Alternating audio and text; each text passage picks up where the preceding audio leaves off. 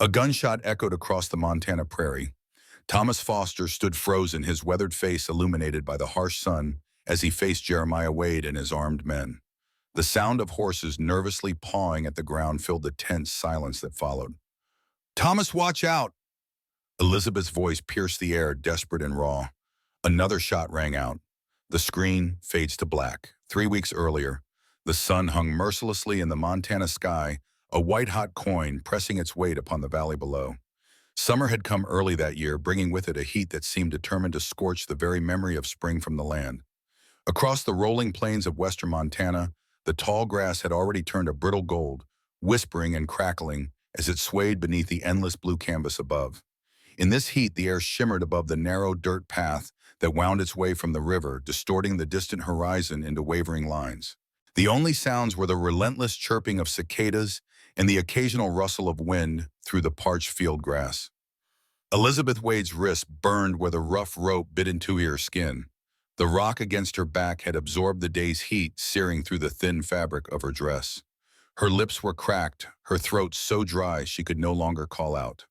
The world had narrowed to the blinding sun above and the unyielding stone beneath her. "The river will speak God's will," Jeremiah Wade had said as he secured the final knot. Her brother-in-law's voice had been cold, emotionless. "If you're innocent, you'll survive." But they both knew she wasn't meant to survive. The memory of Robert's funeral flashed before her eyes, the wooden coffin, the sparse gathering of mourners, the whispers that followed her like shadows. Jeremiah had approached her after the service, his face a mask of righteous anger. "My brother should have had a son," he had whispered, his breath hot against her ear. "He should have inherited the ranch. He should not have died. All of it is your fault." Elizabeth forced her eyes open, fighting against the weight of exhaustion and heat.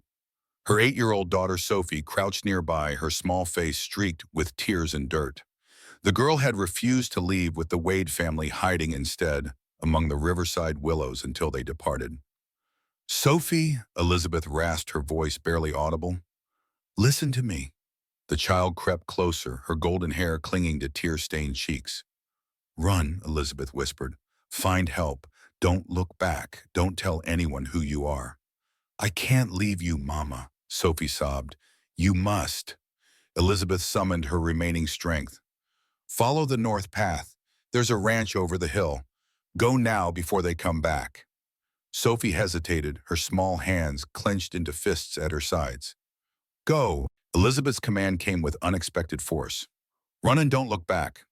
With one last anguished look, Sophie turned and fled, her small figure soon disappearing into the shimmering heat waves rising from the sun-baked earth. Elizabeth watched until her daughter vanished from sight, then closed her eyes against the merciless sun. A silent prayer formed on her lips, not for herself but for her daughter. Let someone kind find her. Let someone brave help her. The world faded to a red haze behind her eyelids as consciousness slipped away. Thomas Foster was fixing the north fence of his modest ranch when he spotted the small figure in the distance. At first, he thought it might be a young deer, the way it moved with desperate purpose across the open field.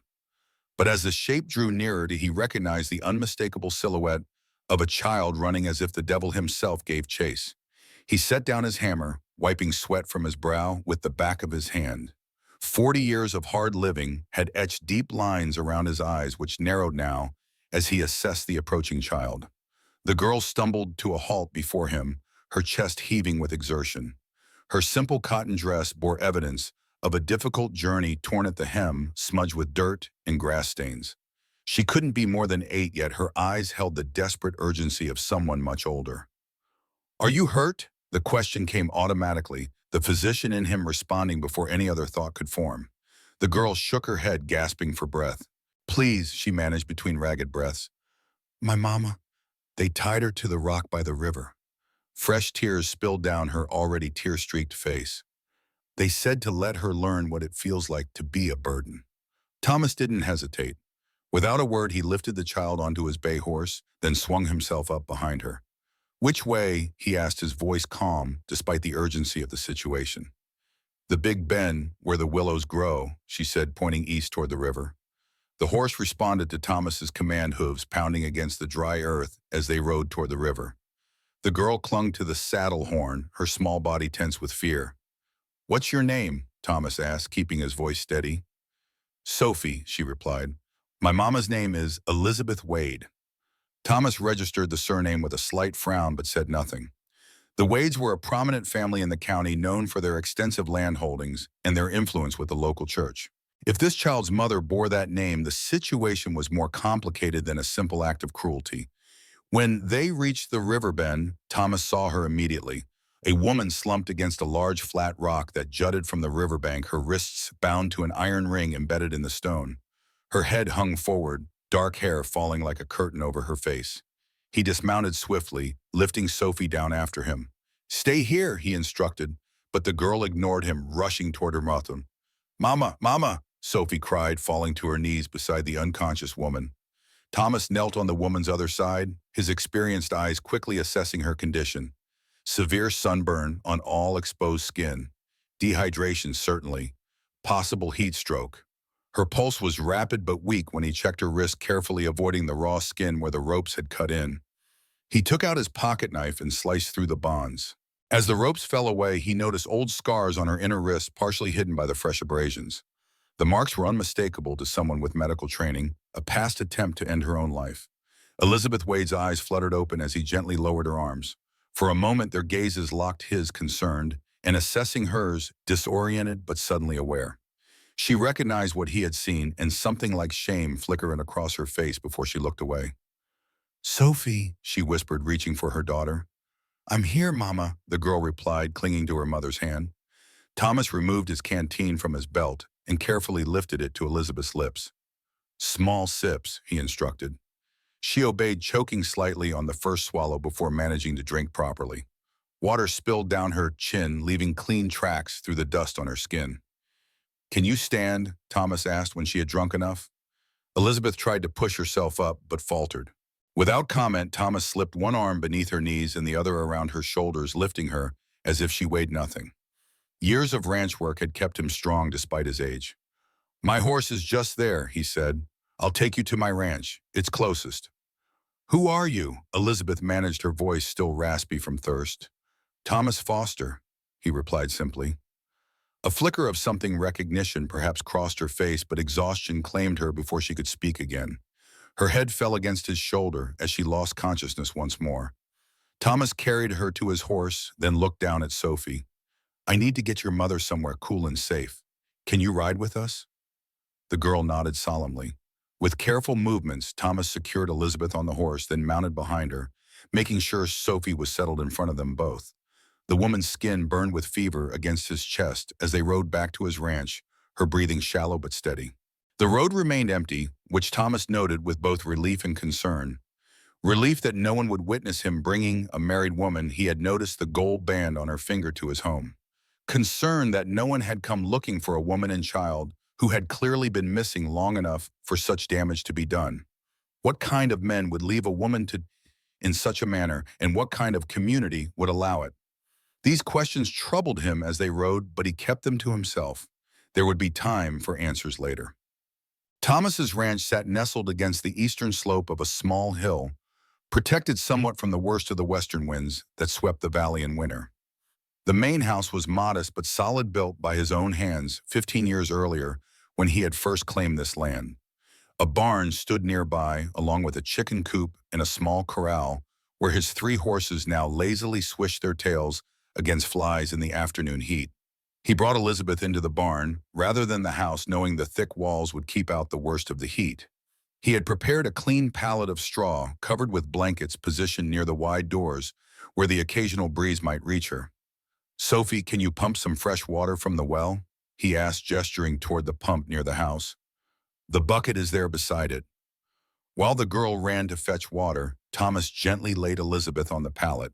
In the dim light of the barn, the angry red of her sunburn stood out starkly against the pallor beneath. He reached for a small tin of salve he kept for his own occasional burns and began to apply it to her face and neck with careful and personal touches. Elizabeth stirred at his ministrations, her eyes opening to find him leaning over her. For a moment, confusion clouded her features, then memory returned, bringing with it a flash of fear. "Sophie," she asked immediately. "Fetching water," Thomas reassured her. She's safe. Relief washed over Elizabeth's face, followed quickly by wariness as she took in her surroundings. Where am I? My ranch, about 3 miles north of the river bend. Thomas sat back, giving her space. You need rest and water.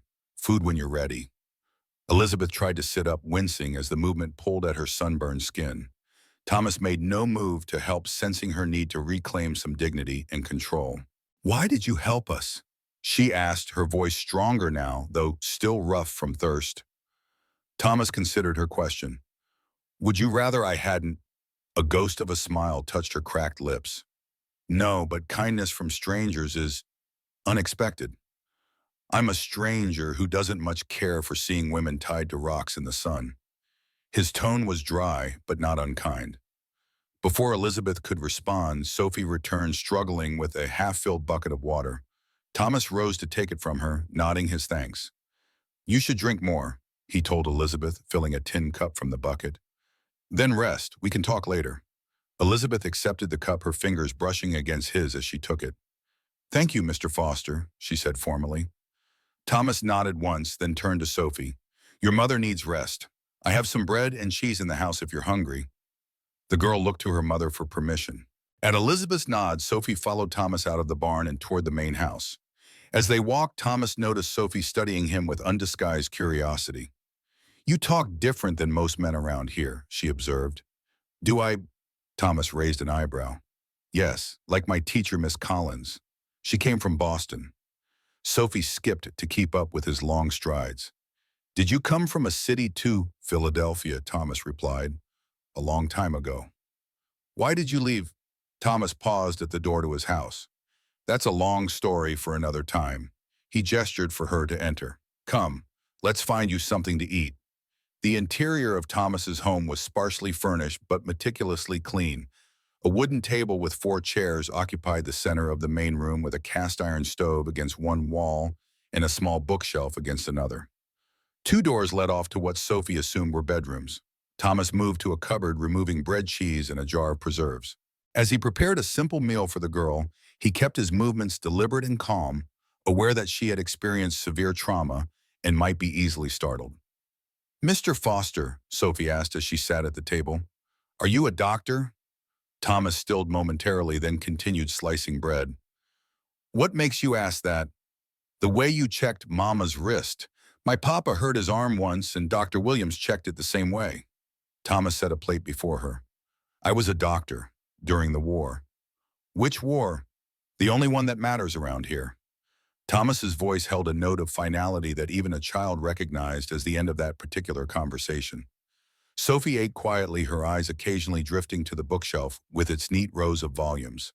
When she had finished, Thomas gave her a small cup of milk from the morning's milking. Your mother will need clean clothes, he said, more to himself than to her. And so will you.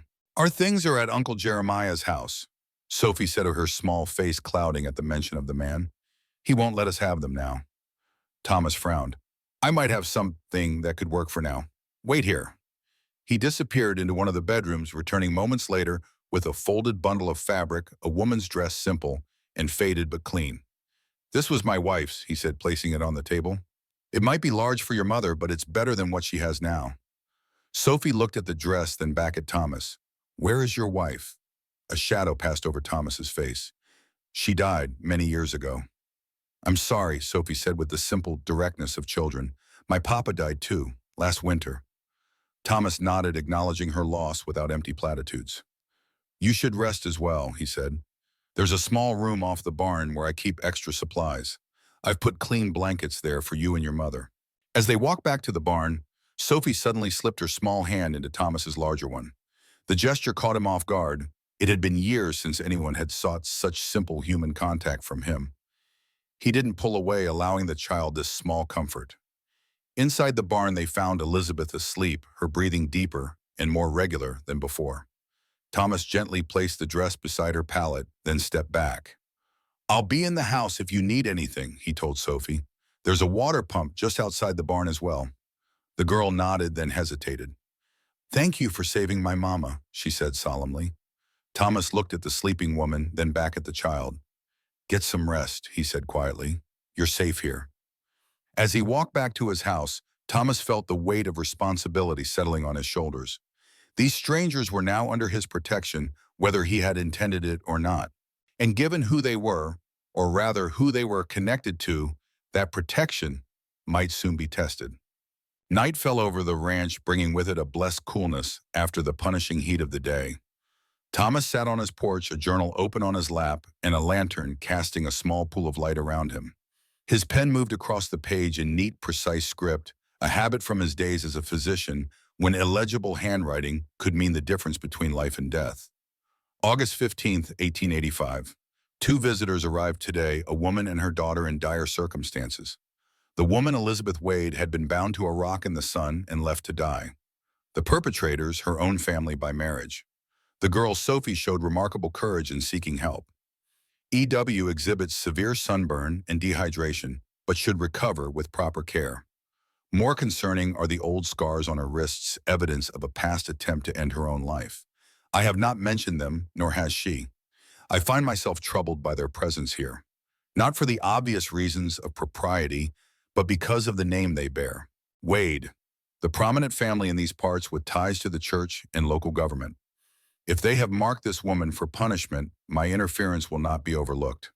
Yet what choice did I have? To leave her would have been to condemn her to death as surely as if I had tied the ropes myself.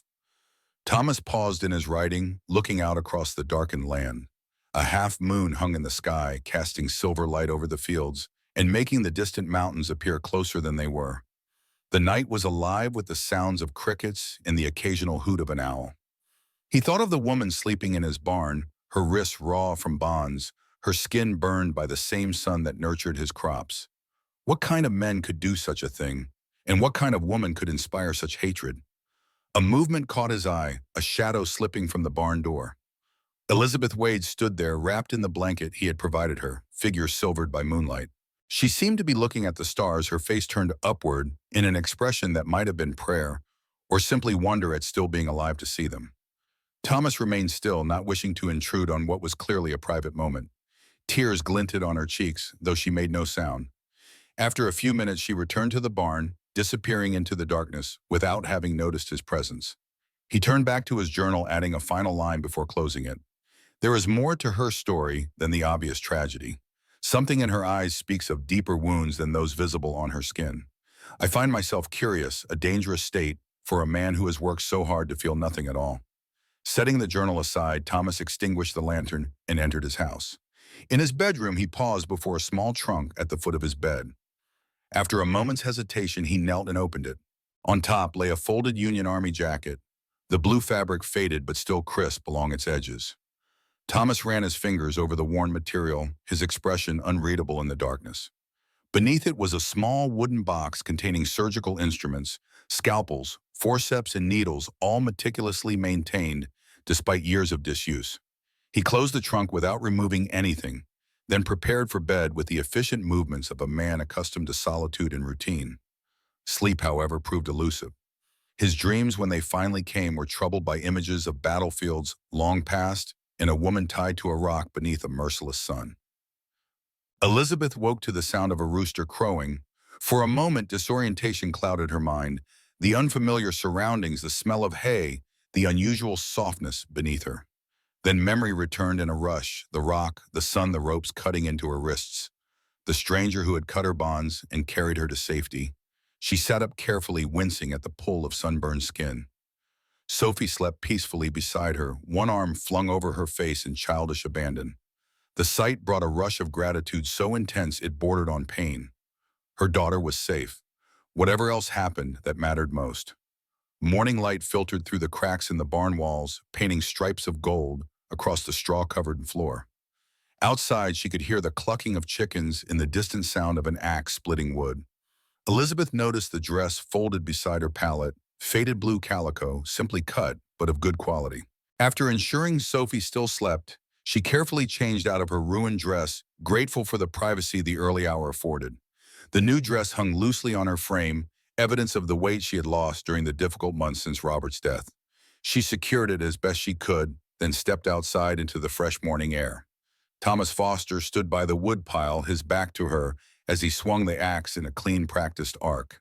He wore no shirt in the morning heat, and Elizabeth found herself momentarily transfixed by the map of scars that covered his back, some long and surgical in their precision, others jagged and brutal. The war had written its history on his body in a language all too clear. She cleared her throat to announce her presence, not wishing to startle him. Thomas turned, lowering the axe. If he felt any discomfort at being observed in his state of undress, he didn't show it. Instead, he nodded in acknowledgement, then reached for his shirt hanging on a nearby post. "Good morning, Mrs. Wade," he said formally, pulling the garment over his head. "How are you feeling?" "Better," Elizabeth replied. "Thank you for the dress." "It was my wife's," Thomas said, his tone matter-of-fact. "I hope it serves." "It does." Elizabeth hesitated, then added, "I'm sorry for your loss." Thomas nodded once, accepting her condolence without comment. "There's fresh milk in the house and bread. Help yourself. I need to finish here." He turned back to his work, effectively dismissing her. Elizabeth stood for a moment longer, struck by the man's economy of both movement and words. Everything about him spoke of precision and purpose, from the swing of his axe to the careful distance he maintained in their brief interaction. In the house, Elizabeth found a loaf of bread on the table, along with a crock of butter and a pitcher of milk. The simplicity of the offering touched her more deeply than an elaborate meal might have. This was a man unaccustomed to guests, yet he had thought to provide for their basic needs. She ate sparingly, aware that her stomach had shrunk during her time with the Wades. Robert's death had left her at the mercy of his family, who had made it clear from the beginning that she and Sophie were unwelcome burdens. Meals had been scarce, and what food they did receive came with bitter commentary about their worthiness to consume it. Thomas entered as she was finishing wiping his hands on a rag. He moved to the stove, adding wood to the fire before setting a kettle to boil. "Your daughter still sleeps?" he asked, not looking at her. "Yes, she exhausted herself yesterday." Elizabeth watched him prepare coffee with the same efficient movements she had observed in his wood chopping. "Mr. Foster, I don't know how to thank you for what you did." "No thanks needed." He measured coffee grounds into a pot. "Any decent person would have done the same." "Would they?" Elizabeth's voice held a note of bitter knowledge. "3 wagons passed while I was tied to that rock. All slowed to look. None stopped to help." Thomas turned to face her, his expression grave. "Then I'm sorry for what that says about humanity." "Don't be. It only confirms what I already knew." Elizabeth looked down at her hands, at the raw marks around her wrists. "Kindness is rare, especially to women like me." "Women like you," Thomas raised an eyebrow. "Women who failed to provide sons. Women who are blamed for their husbands' weaknesses." Elizabeth's voice remained steady, though her hands trembled slightly. "Women who are convenient scapegoats for a family's misfortunes." Thomas said nothing for a long moment, simply studying her with those keen eyes that seemed to see far more than most. "The Wades are influential in these parts," he said finally. "Their version of events will be believed by many." "I know." Elizabeth met his gaze directly. "Which is why Sophie and I will leave as soon as I'm strong enough. I won't bring trouble to your door." "Where will you go?" The simple question caught her off guard. In her desperation to escape, she hadn't thought beyond survival. I I don't know. East, perhaps. I have a cousin in St. Louis who might take us in." Thomas nodded, turning back to his coffee. "No need to decide immediately. You're welcome to stay until you've recovered." "That's very generous, but—" "It's not generosity." Thomas interrupted, his tone matter-of-fact. "It's basic human decency, something in short supply, as you've noted." Before Elizabeth could respond, the door opened, and Sophie entered, rubbing sleep from her eyes. Her face brightened at the sight of her mother. "Mama, you're up." She rushed to Elizabeth's side, throwing her arms around her in a careful hug that still made Elizabeth wince from her sunburn. "Good morning, sweet girl," Elizabeth said, smoothing her daughter's tangled hair. "Did you sleep well?" Sophie nodded, then turned to Thomas with a shy smile. "Good morning, Mr. Foster." "Miss Sophie," he acknowledged with a slight nod. "Are you hungry?" "Yes, sir." Thomas gestured to the table. "Sit, I'll get you some milk." As he moved about the kitchen, Elizabeth observed the careful way he interacted with Sophie, direct but gentle, with none of the condescension adults often showed children. He treated her daughter as a person deserving of respect, a small kindness that did not go unnoticed. After breakfast, Thomas excused himself to tend to his horses, leaving Elizabeth and Sophie to clean up. As they washed the few dishes, Sophie kept up a steady stream of observations about their new environment. Mr. Foster has 3 horses, Mama. And chickens. He said I could help collect eggs later if you say it's all right. She paused, looking up at her mother. Can we stay here for a while? I like it here. Elizabeth sighed, setting a plate aside to dry. We can stay until I'm stronger, sweet girl. But then we must move on. Why? Sophie's face fell. Uncle Jeremiah won't find us here, will he? No, I don't think so. Elizabeth chose her words carefully. But Mr. Foster lives alone, having a woman and child in his home. People might talk unkindly about that. Sophie considered this with a child's directness. But he saved us. Why would people say unkind things about that? Because people often see what they expect to see, not what is truly there. Elizabeth touched her daughter's cheek gently. Mr. Foster has been very kind, but we cannot impose on him indefinitely.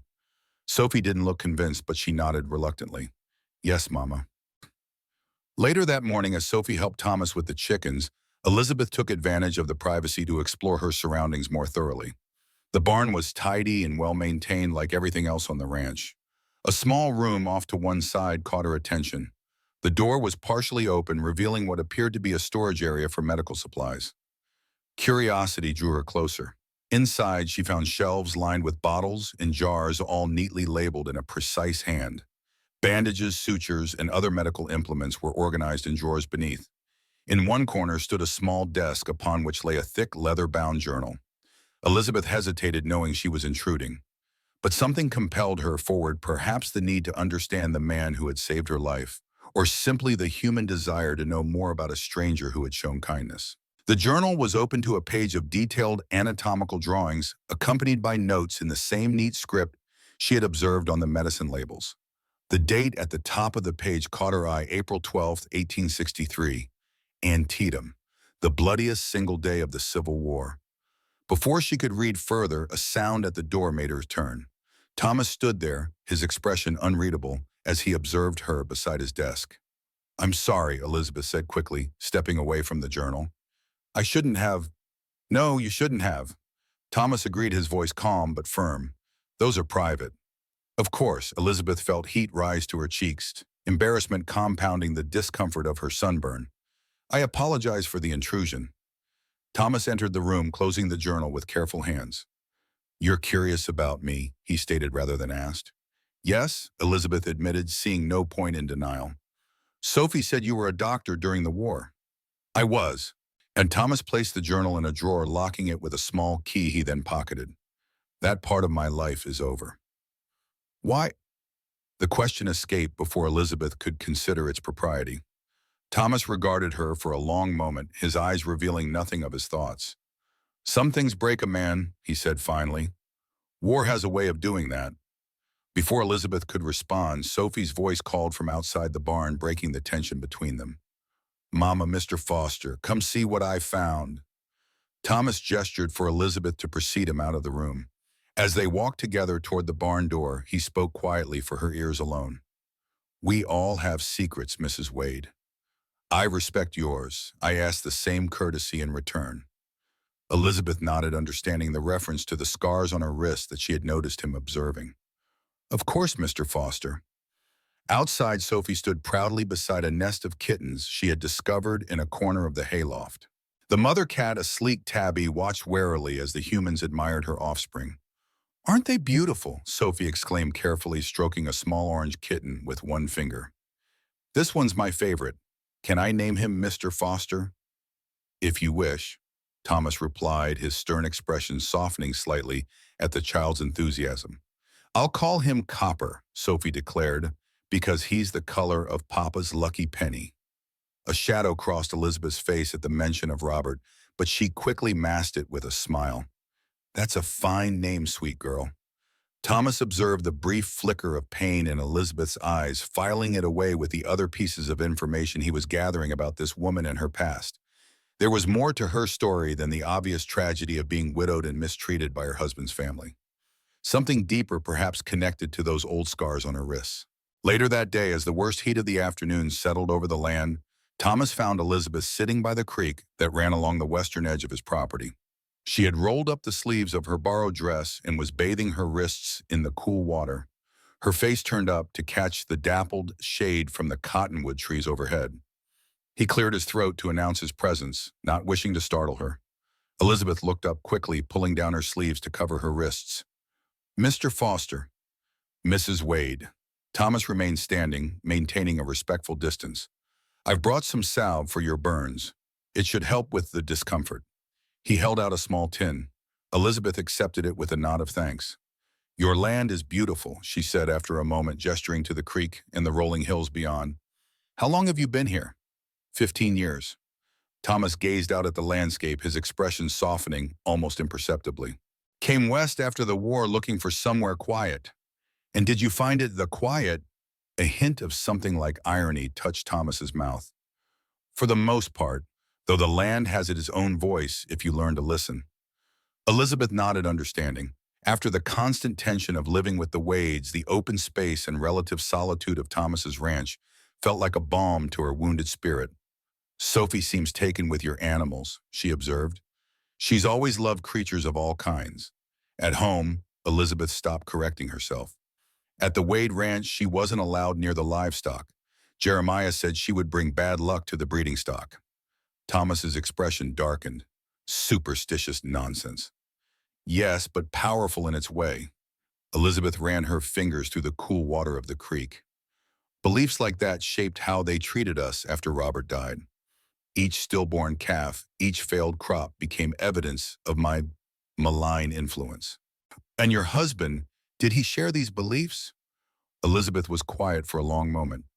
Robert was a weak man, she said finally. He allowed his family's beliefs to become his own because it was easier than forming his own opinions. She looked up at Thomas, her eyes clear and direct. He drank himself to death, Mr. Foster. The official cause was a fall down the stairs, but in truth it was the whiskey that killed him. Thomas nodded, accepting her candor without judgment. And after his death, his family turned on you. Not immediately. At first they were almost kind in their way, but as time passed and debts mounted, they needed someone to blame. I was convenient. Elizabeth's voice remained steady, though her hands trembled slightly. When the bank threatened foreclosure on part of their land, Jeremiah became fixated on the idea that I was the source of their misfortunes, leading to yesterday's events at the river. Yes. Elizabeth looked down at her wrists, at the raw skin that was already beginning to heal thanks to Thomas's care. They said the river would judge me, that if I was innocent, God would send someone to save me. A bitter smile touched her lips. I suppose in a way their test worked as intended, though I doubt they expected the outcome. Thomas considered her words, his expression thoughtful. They won't be satisfied with your escape, Mrs. Wade. Men like Jeremiah don't forgive perceived slights to their authority. I know. Elizabeth's voice was quiet but resolute, which is why Sophie and I must leave as soon as possible. I won't risk bringing their vengeance to your door. Thomas said nothing for a long moment, his gaze fixed on the distant horizon. Finally, he spoke, his voice carrying an unexpected note of determination. My door has weathered worse storms than Jeremiah Wade, Mrs. Wade. You and your daughter are welcome to stay as long as necessary. With that, he turned and walked back toward the ranch house, leaving Elizabeth to contemplate the strange turns her life had taken from desperate captive to reluctant guest of a man who seemed to carry as many secrets as she did herself. That night, after Sophie had fallen asleep in their makeshift quarters in the barn, Elizabeth found herself unable to rest. The events of the past days weighed heavily on her mind, along with the uncertainty of what lay ahead. Where could she and Sophie go that would be truly safe from the Wade's influence? How would they survive with no money and few possessions? She slipped outside, seeking solace in the vast canopy of stars overhead. The night was cool, a welcome respite from the day's heat. A soft breeze carried the scent of sage and distant rain, though the sky remained clear. As she stood there absorbing the quiet beauty of the Montana night, Elizabeth noticed a light coming from Thomas's house. Through the window, she could see him seated at his table, writing in what she assumed was the journal she had glimpsed earlier. His face in profile was illuminated by lamplight, the strong lines of his features softened somewhat by the golden glow. She watched him for a moment, struck by the solitary figure he cut, a man who had clearly built his life around self-sufficiency and isolation. What had driven him to this remote existence? The war certainly, but there seemed to be more to his story than that common tragedy. As if sensing her gaze, Thomas looked up, his eyes meeting hers through the window. Elizabeth felt a flush of embarrassment at being caught watching him, but she didn't look away. Instead, she raised her hand in a small gesture of acknowledgement. After a brief hesitation, Thomas nodded in return, then rose from his chair and extinguished the lamp, plunging the house into darkness. Elizabeth turned away, her thoughts troubled. There was something about Thomas Foster that both reassured and unsettled her, a quality she couldn't quite name. Perhaps it was simply that he, like her, seemed to carry wounds that had never properly healed. She returned to the barn, pausing at the entrance to check on Sophie. The girl slept peacefully, one arm curled protectively around the orange kitten that had already become her constant companion. The sight brought a smile to Elizabeth's lips, despite her worries. Before settling onto her own pallet, Elizabeth reached into the pocket of her borrowed dress and withdrew a small object, a tarnished military badge bearing the insignia of a Confederate regiment. Beside it, folded into a tiny square, was a letter, its creases worn thin from frequent handling. Elizabeth unfolded it carefully, though she knew the words by heart. Dearest Lizzie, if you are reading this, then I have not returned from Antietam as promised. I write this on the eve of what they say will be a decisive battle, with little hope that it will resolve anything except the question of which men die tomorrow. Should the worst happen, seek out Dr. Thomas Foster of the Union Medical Corps. He is a good man despite wearing the wrong color. He will understand the burden you now bear, for he carries one much like it. Remember me not as a soldier for a cause, but as your brother who loved you beyond measure. Until we meet again, Matthew. Elizabeth refolded the letter with trembling fingers, returning it and the badge to their hiding place. For years she had carried her brother's final words with her, a talisman against despair. When Robert died and the Wades turned against her, she had considered seeking out this Dr. Foster mentioned in Matthew's letter, but fear had held her back. And now, by some twist of fate or divine intervention, she had found herself under his roof, or rather, he had found her tied to a rock and left to die. The coincidence seemed too great to be mere chance, yet Elizabeth hesitated to reveal the connection. What if Thomas Foster resented being sought out by the sister of a Confederate soldier? What if he blamed Matthew for something that happened during the battle? No, she decided. Better to keep this secret for now until she could be certain of his reaction. Thomas Foster had saved her life and offered shelter when she most needed it. She would not risk his goodwill by revealing a past connection that might stir painful memories. With that resolution, Elizabeth finally allowed herself to rest, drifting into an uneasy sleep filled with dreams of ropes and rivers and a blue-coated doctor with kind hands and haunted eyes. Sophie's delighted laughter rang out across the ranch yard, breaking the morning stillness. She had appointed herself assistant to Thomas, following him as he went about his morning chores with solemn attention to his instructions. Hold the basket just so, Thomas demonstrated, showing her how to collect eggs from beneath the irritable hens, firm but gentle. Sophie mimicked his movements exactly, her small face screwed up in concentration. When she successfully retrieved an egg without breaking it, her smile of triumph made even Thomas's stern expressions soften momentarily. From the doorway of the barn, Elizabeth watched this unexpected interaction with a mixture of surprise and gratitude. Thomas Foster had struck her as a man who preferred solitude, yet he showed remarkable patience with her daughter's endless questions and clumsy attempts to help. "Mama, look," Sophie called, holding up her basket of eggs. "I collected them all by myself." "Well done, sweet girl," Elizabeth replied, moving to join them by the chicken coop. "Thank you for helping Mr. Foster." "She's a quick learner," Thomas observed, his tone matter-of-fact but containing a note of approval that made Sophie beam with pride. "I'm going to feed the horses next," Sophie announced, carefully handing the egg basket to her mother. "Mr. Foster says I can give them each an apple if I'm gentle." As Sophie skipped toward the corral, Thomas turned to Elizabeth. "She has a way with animals," he remarked. "They sense her gentleness." "Yes, she's always been that way." Elizabeth smiled, watching her daughter approach the horses with careful respect. Even as a baby, she could calm the most skittish cat or dog. A comfortable silence fell between them as they observed Sophie's interaction with the bay horse, who lowered his great head to accept the offered apple from her small hand. "Mr. Foster," Elizabeth began, breaking the silence. I've been thinking about your offer for us to stay longer. I'm grateful truly, but I'm concerned about appearances. Thomas raised an eyebrow. Appearances? A widow and her daughter staying with a single man on his property. Elizabeth chose her words carefully. In a small community like this, such arrangements are noticed and judged. You're concerned about gossip. It wasn't a question. Not for myself, Elizabeth clarified. I've already been judged and found wanting by this community. But for you, your reputation. My reputation, Thomas interrupted, is already that of a recluse who wants nothing to do with the town or its opinions. One more rumor will hardly matter. Before Elizabeth could respond, the sound of an approaching wagon caught their attention. Thomas's expression sharpened, his body tensing almost imperceptibly as he turned toward the road. A covered wagon appeared, moving slowly along the dirt track that led past the ranch. From her position, Elizabeth could make out two figures on the driver's bench, a man in black and a woman in a high-necked dress, her hair covered by a bonnet. Pastor Phillips and his wife, Thomas said quietly, his tone neutral. They make a circuit of the outlying farms each month. Elizabeth instinctively stepped back toward the barn, not wishing to be seen. But it was too late.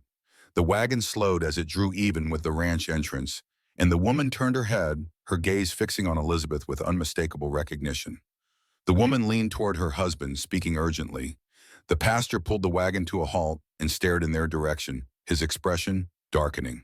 Thomas moved slightly, positioning himself between Elizabeth and the wagon in a subtle but unmistakable gesture of protection. For a long moment, no one moved. Then Pastor Phillips raised his hand in what might have been a greeting or a warning, snapped the reins, and continued down the road, his wife still craning her neck to look back at them. They recognized me, Elizabeth said when the wagon had disappeared around a bend. Yes, Thomas's face was grim, and they'll carry that news back to town. To the Wades. Elizabeth felt a cold knot of fear form in her stomach. I should never have come outside.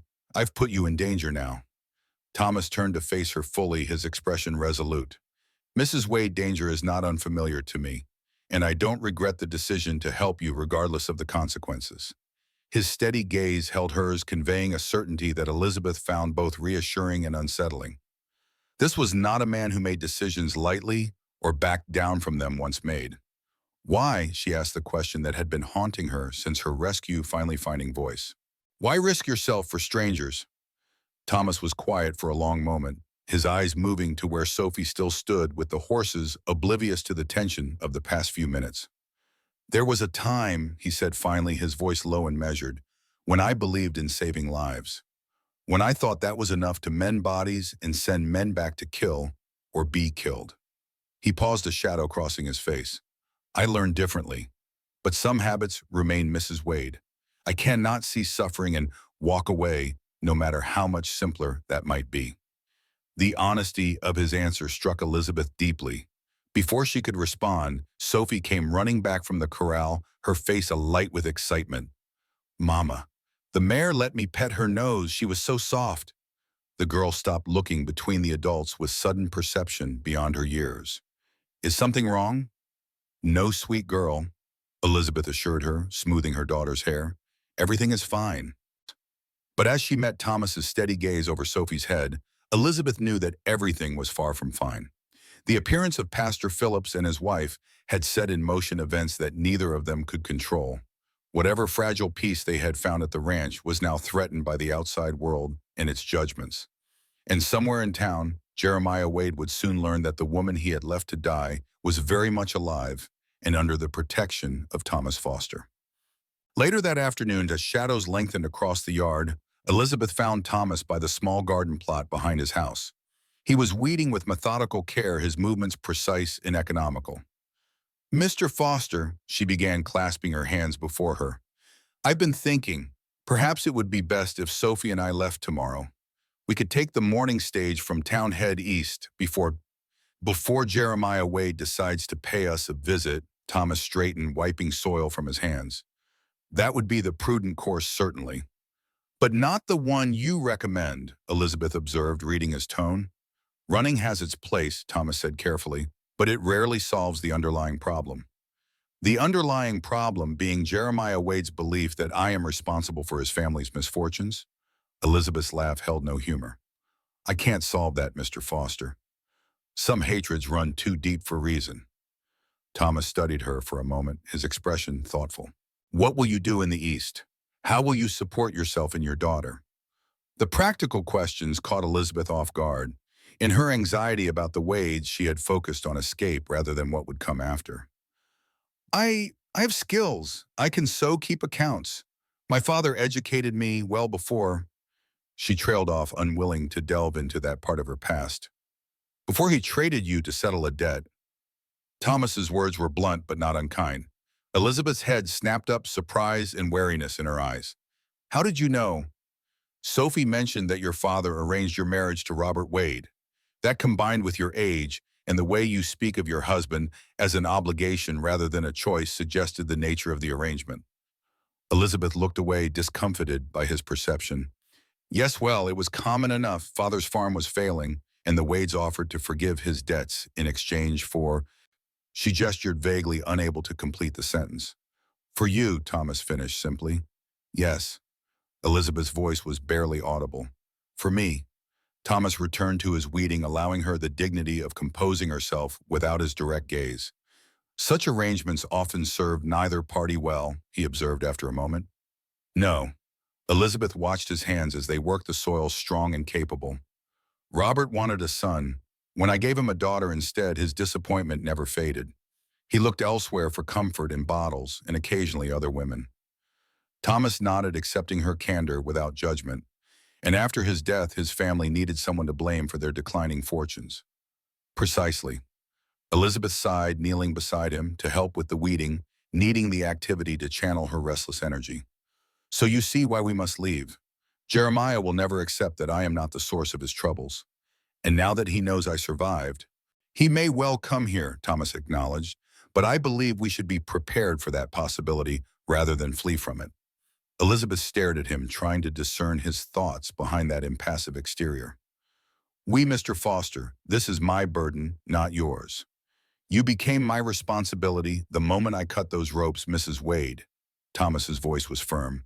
I don't abandon my responsibilities. Before Elizabeth could argue further, Sophie's voice called from near the barn. Mama, Mr. Foster, come quick, Copper's stuck in the hayloft. The conversation suspended. They both rose and headed toward the barn, where Sophie stood pointing frantically toward the upper level. The orange kitten had somehow wedged himself between two bales of hay, his small face peering down at them with pitiful mews. Thomas assessed the situation with a quick glance, then moved to the ladder leading to the loft. Stay below, he instructed Sophie. I'll have him down in a moment. Elizabeth watched as Thomas climbed the ladder with the same deliberate care he brought to all tasks. There was something reassuring about his methodical approach to even this small crisis, a steadiness that spoke of a man accustomed to maintaining calm in far more dire circumstances. As he carefully extracted the kitten from its predicament, Elizabeth found herself wondering once again about the connection between this man and her brother. What had happened at Antietam that had led Matthew to mention Thomas Foster in his final letter? And why had he believed this Union doctor would understand the burden she carried? The answer she suspected lay in that locked journal she had glimpsed, the one containing memories Thomas Foster had no wish to revisit. Just as she had secrets she wasn't ready to share, so too did he. For now, at least, those secrets would remain between them unspoken, but present like shadows lengthening across the yard as the sun began its descent toward the horizon. Night fell, bringing with it a stillness broken only by the chirping of crickets and the occasional hoot of an owl. Sophie had long since fallen asleep, Copper curled beside her on the pallet in the barn. Elizabeth sat on a hay bale near the open door, unable to find rest despite her physical exhaustion. Her mind kept returning to the pastor's wagon, to the recognition in Mrs. Phillips' eyes, and the certainty that word of her whereabouts would soon reach Jeremiah Wade. The thought filled her with a cold dread that even the warm summer night couldn't dispel. A movement outside caught her attention, Thomas walking from his house toward the small rise behind it, a lantern in one hand and what appeared to be his journal in the other. Curiosity overcame her caution, and Elizabeth followed at a distance, careful to remain unseen. Thomas settled on a flat rock at the top of the rise, setting his lantern beside him. He opened the journal, his face illuminated by the golden light as he began to write. From her position behind a stand of juniper, Elizabeth could see his profile, the strong line of his jaw, the furrow of concentration between his brows. After several minutes of writing, Thomas set the journal aside and simply gazed out at the night landscape, his expression unguarded in a way Elizabeth had not yet witnessed. Sorrow etched deep lines around his eyes and mouth, giving him the look of a man carrying a weight too heavy to bear alone. As she watched, something unexpected happen. Thomas Foster, the stoic, reserved man who had rescued her, began to weep. Not with loud sobs or dramatic gestures, but with silent tears that tracked down his weathered face, glinting in the lantern light. Elizabeth stood frozen, knowing she was intruding on a deeply private moment, yet unable to look away. This glimpse into Thomas's hidden pain shifted something in her understanding of him, not just a reclusive former doctor with a talent for terse conversation, but a man battling his own demons in the quiet of the night. After a time, Thomas wiped his face with the back of his hand, a gesture almost angry in its abruptness. He picked up his journal again, wrote a few more lines, then closed it with finality. As he stood to return to the house, Elizabeth quickly retreated, not wishing to be discovered spying on his vulnerable moment. Back in the barn, she settled onto her pallet beside Sophie, her thoughts in turmoil. The man who had saved them carried wounds perhaps deeper than her own wounds, he kept hidden behind a facade of calm capability. The realization created an unexpected sense of kinship, a bridge across the careful distance they had maintained. Elizabeth reached into her pocket, fingers closing around the Confederate badge and her brother's letter. Tomorrow, perhaps she would show them to Thomas Foster. Tomorrow she might discover what connected this Union doctor to her brother's final words. But tonight she would keep her secrets close, just as Thomas kept his two wounded souls seeking healing in their own private ways beneath the vast Montana sky. The following morning dawned clear and hot, promising another scorching day. Elizabeth woke early, determined to make herself useful despite Thomas's assurances that she need not work for her keep. After checking that Sophie still slept, she slipped out of the barn and headed toward the house. Thomas was already awake, sitting on his porch with a cup of coffee, watching the sun rise over the eastern hills.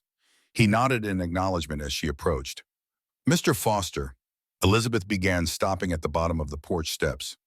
"I'd like to help with breakfast. It's the least I can do." Thomas considered her for a moment, then nodded. "Kitchen's yours if you wish to use it." "Thank you." Elizabeth hesitated, then added, "And perhaps afterward I could tend to your garden. I notice some of the plants need attention." A hint of surprise crossed Thomas's face, quickly masked. "You know something of gardening." "My father was a farmer," Elizabeth replied with a small smile.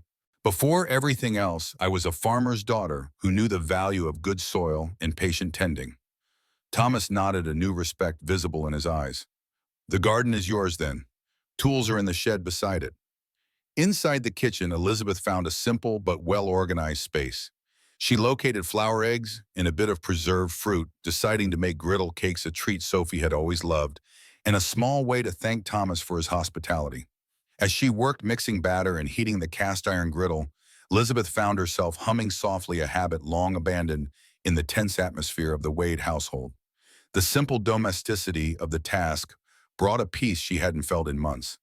The sound of boots on the porch announced Thomas's entry. He paused in the doorway, watching her work with an expression she couldn't quite interpret. "I hope griddle cakes are acceptable," Elizabeth said, suddenly self-conscious under his steady gaze. "More than acceptable," Thomas replied, moving to the stove to refill his coffee cup. "It's been some time since anyone cooked in this kitchen, besides myself."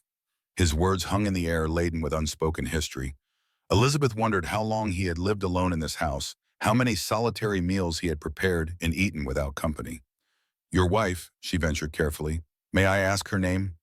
Thomas stilled coffee cup halfway to his lips. For a moment, Elizabeth feared she had overstepped, but then he answered, his voice low but steady. "Sarah. Her name was Sarah. She made the dress I'm wearing." "Yes." Thomas's expression softened almost imperceptibly. She had a talent for making things last. Clothes, food stores, patience with a difficult husband. The hint of self-deprecation surprised Elizabeth.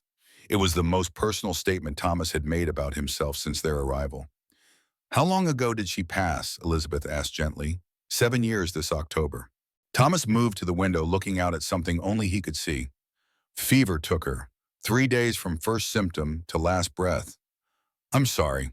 The words felt inadequate against such loss. Thomas nodded once, accepting her sympathy without comment.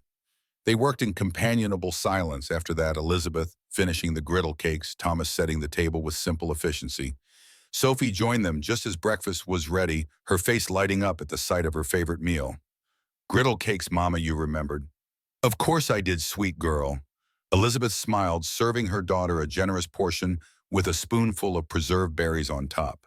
Thomas watched their interaction with quiet attention, his own plate untouched before him. There was something in his gaze, not quite envy, not quite longing, but perhaps a recognition of what he had lost or never had. After breakfast, as promised, Elizabeth turned her attention to Thomas's garden. It was a modest plot containing basic vegetables and herbs, but showing signs of neglect in the encroaching weeds and unthinned rows. She worked steadily through the morning, the physical labor, a welcome distraction from her troubled thoughts. Sophie helped for a time, then wandered off to play with Copper and explore the ranch under Thomas's watchful eye. Around midday, as the sun climbed to its zenith, Elizabeth became aware of a horseman approaching along the road. She straightened, shading her eyes to see better, her heart quickening with apprehension. Thomas appeared beside her, his expression guarded as he tracked the rider's approach. "Stay here," he said quietly, moving toward the front of the property to meet the visitor. Elizabeth ignored his instruction, following at a distance that allowed her to observe without being immediately noticed. The rider was a man in his 60s, lean and weather-beaten, with a shock of gray hair beneath a battered hat. He rode with the easy confidence of someone who had spent a lifetime in the saddle. "Foster," the man called as he neared, "thought I might find you mending fences or some such nonsense in this heat." "Miller," Thomas acknowledged, his posture relaxing slightly. "What brings you out this way?" "Can't a man visit his only friend without an interrogation?" The older man dismounted with surprising agility, clapping Thomas on the shoulder with familiar ease. "Though I admit rumors in town piqued my curiosity." Elizabeth tensed at the word rumors, taking an involuntary step backward. The movement caught Miller's eye, and he turned, spotting her by the garden. "Ah," he said, a smile crinkling the corners of his eyes. "You must be Mrs. Wade." Thomas frowned at his friend. "News travels fast." "Like wildfire in August," Miller agreed cheerfully. "Mrs. Phillips saw her yesterday, told the butcher who mentioned it at the mercantile where Jeremiah Wade happened to be buying nails." His expression grew more serious. "Wade didn't take the news well, Thomas. Not well at all." Elizabeth moved forward, unable to remain silent any longer. "What did he say?" she asked, her voice steadier than she felt. Miller removed his hat, revealing more fully a kind face lined with years of sun and laughter. "Ma'am, I'm Charlie Miller, former pastor, current horse trader, an occasional bearer of unwelcome news." He extended a weathered hand which Elizabeth shook cautiously. "As for Jeremiah Wade," Charlie continued, "he made certain threats I won't repeat in the presence of a lady. Suffice to say, he believes you've been improperly rescued from divine judgment." "Divine judgment." Thomas repeated, his tone making clear what he thought of such a notion. "Tying a woman to a rock in the sun is hardly God's work." "You'll get no argument from me on that point," Charlie agreed, replacing his hat. "But Wade has convinced himself and others that it was a proper test of her character, and your interference has denied them their righteous conclusion." Elizabeth felt cold despite the day's heat. "He's coming here, isn't he?" Charlie's expression confirmed her fear before he spoke. "Not today. He's rallying support first. But yes, Mrs. Wade, I believe he intends to reclaim you and your daughter." Thomas's face hardened into the impassive mask Elizabeth had first seen when he rescued her. "He's welcome to try." Charlie looked between them, his keen eyes missing nothing. "Thomas, a word in private, if I may." The two men moved away toward the corral where their conversation wouldn't be overheard. Elizabeth returned to the garden, but her hands trembled too much for effective weeding. Her mind raced with possibilities, none of them good. If Jeremiah came with others from town, how could Thomas possibly stand against them? And even if he somehow prevailed, what then? She and Sophie would still be at risk as long as they remained in the area. She looked toward the barn where Sophie was visible in the doorway playing with Copper. Her daughter's innocent laughter floated across the yard, a painful contrast to the danger gathering around them. Elizabeth made a decision then. They would leave tonight after dark. She would leave a note thanking Thomas for his kindness, but explaining that she couldn't allow him to risk himself further. They would take the east road, avoiding town, and try to reach the next settlement before Jeremiah could track them. Her resolve set Elizabeth returned to her weeding with renewed purpose, mentally cataloging what they would need for the journey. So focused was she on her plans that she didn't notice Thomas's return until his shadow fell across the garden patch. "Mrs. Wade," he said quietly, "I think it's time we discussed your brother's letter." Elizabeth froze her hand halfway to a weed. Slowly, she turned to face him, finding his expression more open than she had yet seen it, a mix of recognition and something like resignation. "How did you know?" she whispered. "Charlie brought news beyond Jeremiah's threats," Thomas said. "He also brought mail that had been waiting for me in town." He held out a folded paper. "This arrived yesterday from an old war comrade. It mentions a woman asking questions about a Dr. Thomas Foster who served at Antietam, a woman named Elizabeth Morgan." Elizabeth took the paper with trembling hands, recognizing the name she had abandoned upon her marriage. "I made inquiries," she admitted. "After Robert died and before things became so dire with the Wades. I wanted to find you, but then circumstances changed, and I never pursued it further." "Why were you looking for me, Elizabeth Morgan Wade?" Thomas asked, using her full name with deliberate care. Elizabeth met his gaze directly. "Because my brother told me to, and in the last letter he ever wrote." Reaching into her pocket, she withdrew the Confederate badge and the folded letter, holding them out to Thomas. "My brother was Matthew Morgan. He died at Antietam. Under your care, I believe." Thomas's face paled as he took the badge, turning it over in his hands with the reverence of one handling sacred objects. "Matthew Morgan," he repeated softly. "I remember him." "You do." Elizabeth felt a surge of bittersweet hope. Thomas nodded, his eyes distant with memory. "Young lieutenant, gut wound. He held on longer than most with that type of injury." He looked up, meeting Elizabeth's gaze. "He spoke of his sister in Virginia, said she was alone since their father had died." "Yes," Elizabeth whispered. "After father died, I had no one left but Matthew. When word came of his death, I—" She gestured vaguely to her wrists, the scars hidden beneath her sleeves. "I saw no reason to continue. A neighbor found me in time, but the scars remain." Thomas was silent for a long moment, processing this revelation. "And your brother's letter? What did it say about me?" Elizabeth hesitated, then recited from memory. "Seek out Dr. Thomas Foster of the Union Medical Corps. He is a good man despite wearing the wrong color. He will understand the burden you now bear, for he carries one much like it." Something shifted in Thomas's expression, a recognition perhaps, or a confirmation of something long suspected. He carefully returned the badge and letter to Elizabeth. "Your brother was perceptive," he said finally. "Even dying, he saw clearly what many miss." "And what is that?" Elizabeth asked. Thomas looked toward the house, then back to her. "That some burdens are too heavy to carry alone." Before he could elaborate, Charlie approached, leading his horse. "Thomas, I should head back before dark, but I'll return tomorrow if that suits." Thomas nodded, his manner reverting to its usual reserve. "Bring news if you hear any." "Count on it." Charlie tipped his hat to Elizabeth. "Mrs. Wade, a pleasure despite the circumstances. Rest assured you have more friends in this community than you might think." As Charlie mounted and rode away, Elizabeth turned back to Thomas, her mind whirling with questions. But before she could speak, he gestured toward the house. "Come inside," he said quietly. "There's something I need to show you." With a glance to ensure Sophie was still safely playing near the barn, Elizabeth followed Thomas into his house and through to the bedroom she had never entered. There he knelt before the trunk at the foot of his bed, unlocking it with a key from his pocket. After the war, he began lifting the lid. "I kept certain items, reminders perhaps, or penance." He removed the folded Union jacket, setting it aside with careful hands.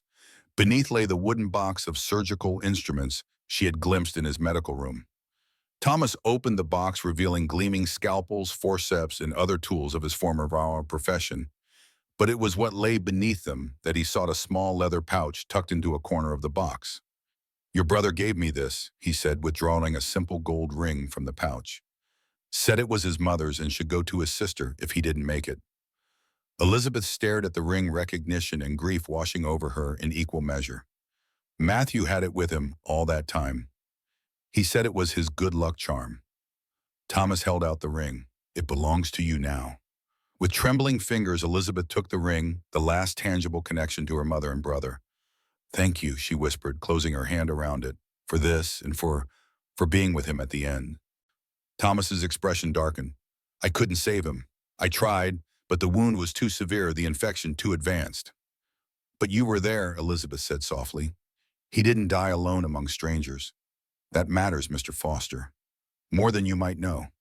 Their eyes met in a moment of shared understanding, two people connected by loss, by a young soldier's death on a battlefield long ago, and by the strange workings of fate that had brought them together in this remote Montana ranch. The moment was broken by Sophie's voice calling from outside. "Mama, Mr. Foster, where are you?" "We should go to her," Elizabeth said carefully, tucking the ring and her brother's mementos into her pocket. "And then we have much to discuss about what happens next." Thomas nodded, closing the trunk with the same care with which he had opened it.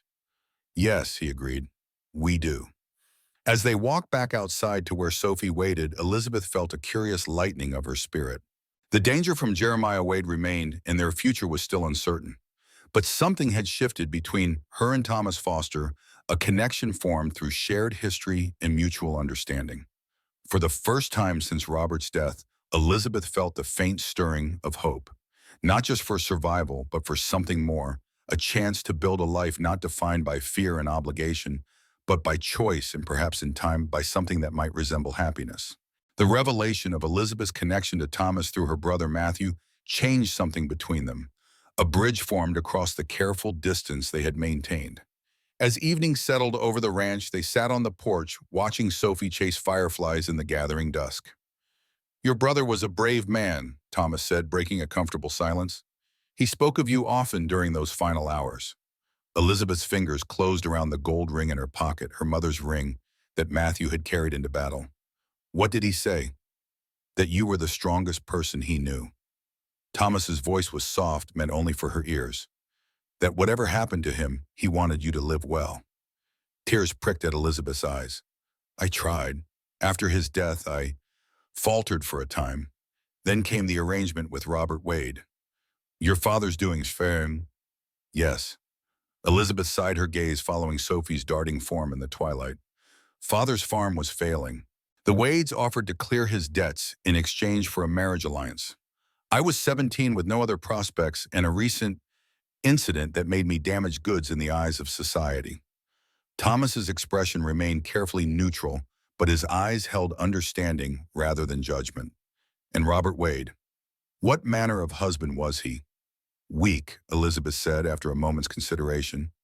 "Not cruel by nature, but weak enough to allow cruelty to flourish around him. He drank to escape his family's expectations and his own disappointments." She glanced at Thomas, "chief among them being my failure to produce a son." "Sophie seems a fine child to me," Thomas observed, watching the girl who had now coaxed Copper to join her game. A genuine smile touched Elizabeth's lips. "She is the only true joy to come from my marriage." They fell silent again, each lost in private thoughts, as darkness settled more fully around them. The vast Montana sky spread above stars, appearing one by one like silver pinpricks in black velvet. "Mr. Foster," Elizabeth began, then hesitated. "Thomas, what happens now? Charlie Miller believes Jeremiah will come for us." "Yes," Thomas's jaw tightened. "He will." "We could leave," Elizabeth suggested, though with less conviction than when she had secretly planned their escape earlier. "Take the east road tonight, try to reach the next settlement." Thomas turned to look at her directly, his eyes searching her face. "Is that what you want?" Elizabeth considered his question carefully. "I want safety for Sophie. I want freedom from fear." She paused, gathering courage for honesty. "And I'm tired of running from Jeremiah Wade's hatred." "Then don't run." Thomas's voice held a quiet certainty. "Stand your ground here with me." The implication of his words hung in the air between them, not quite a proposal, but something equally significant. A promise of alliance, of shared burden. "Why would you do this?" Elizabeth asked, needing to understand. "Why risk yourself for us?" Thomas was silent for a long moment, his gaze returning to the horizon. "After Antietam," he said finally, "I lost faith in my ability to heal. Too many men died under my hands, men like your brother, who deserved better than battlefield medicine could provide." He paused, choosing his words with care. When Sarah died of fever, despite everything I knew about medicine, that faith was shattered completely. I came west to forget to leave behind the man who had failed so many. Thomas turned to her again, his expression open in a way Elizabeth had not yet seen. But when I found you at that rock, something changed. For the first time in years, I remembered what it felt like to save someone instead of losing them. The simple honesty of his confession touched Elizabeth deeply. You did save us, she said softly, more than you know. Before Thomas could respond, Sophie ran up to the porch, her cheeks flushed with excitement. Mama, Mr. Foster, I caught 5 fireflies in my hands, and I let them all go again. Well done, sweet girl. Elizabeth smiled, opening her arms to her daughter. It's getting late. Time to wash up for bed. Can Copper sleep with me again? Sophie asked, already knowing the answer, but seeking confirmation. I expect he'd be quite disappointed if you didn't let him, Thomas said, the hint of a smile softening his usually stern expression. Sophie beamed at him, then turned to her mother. Mama, can I ask Mr. Foster something important? Of course, Elizabeth replied, curious. Sophie turned solemn eyes to Thomas.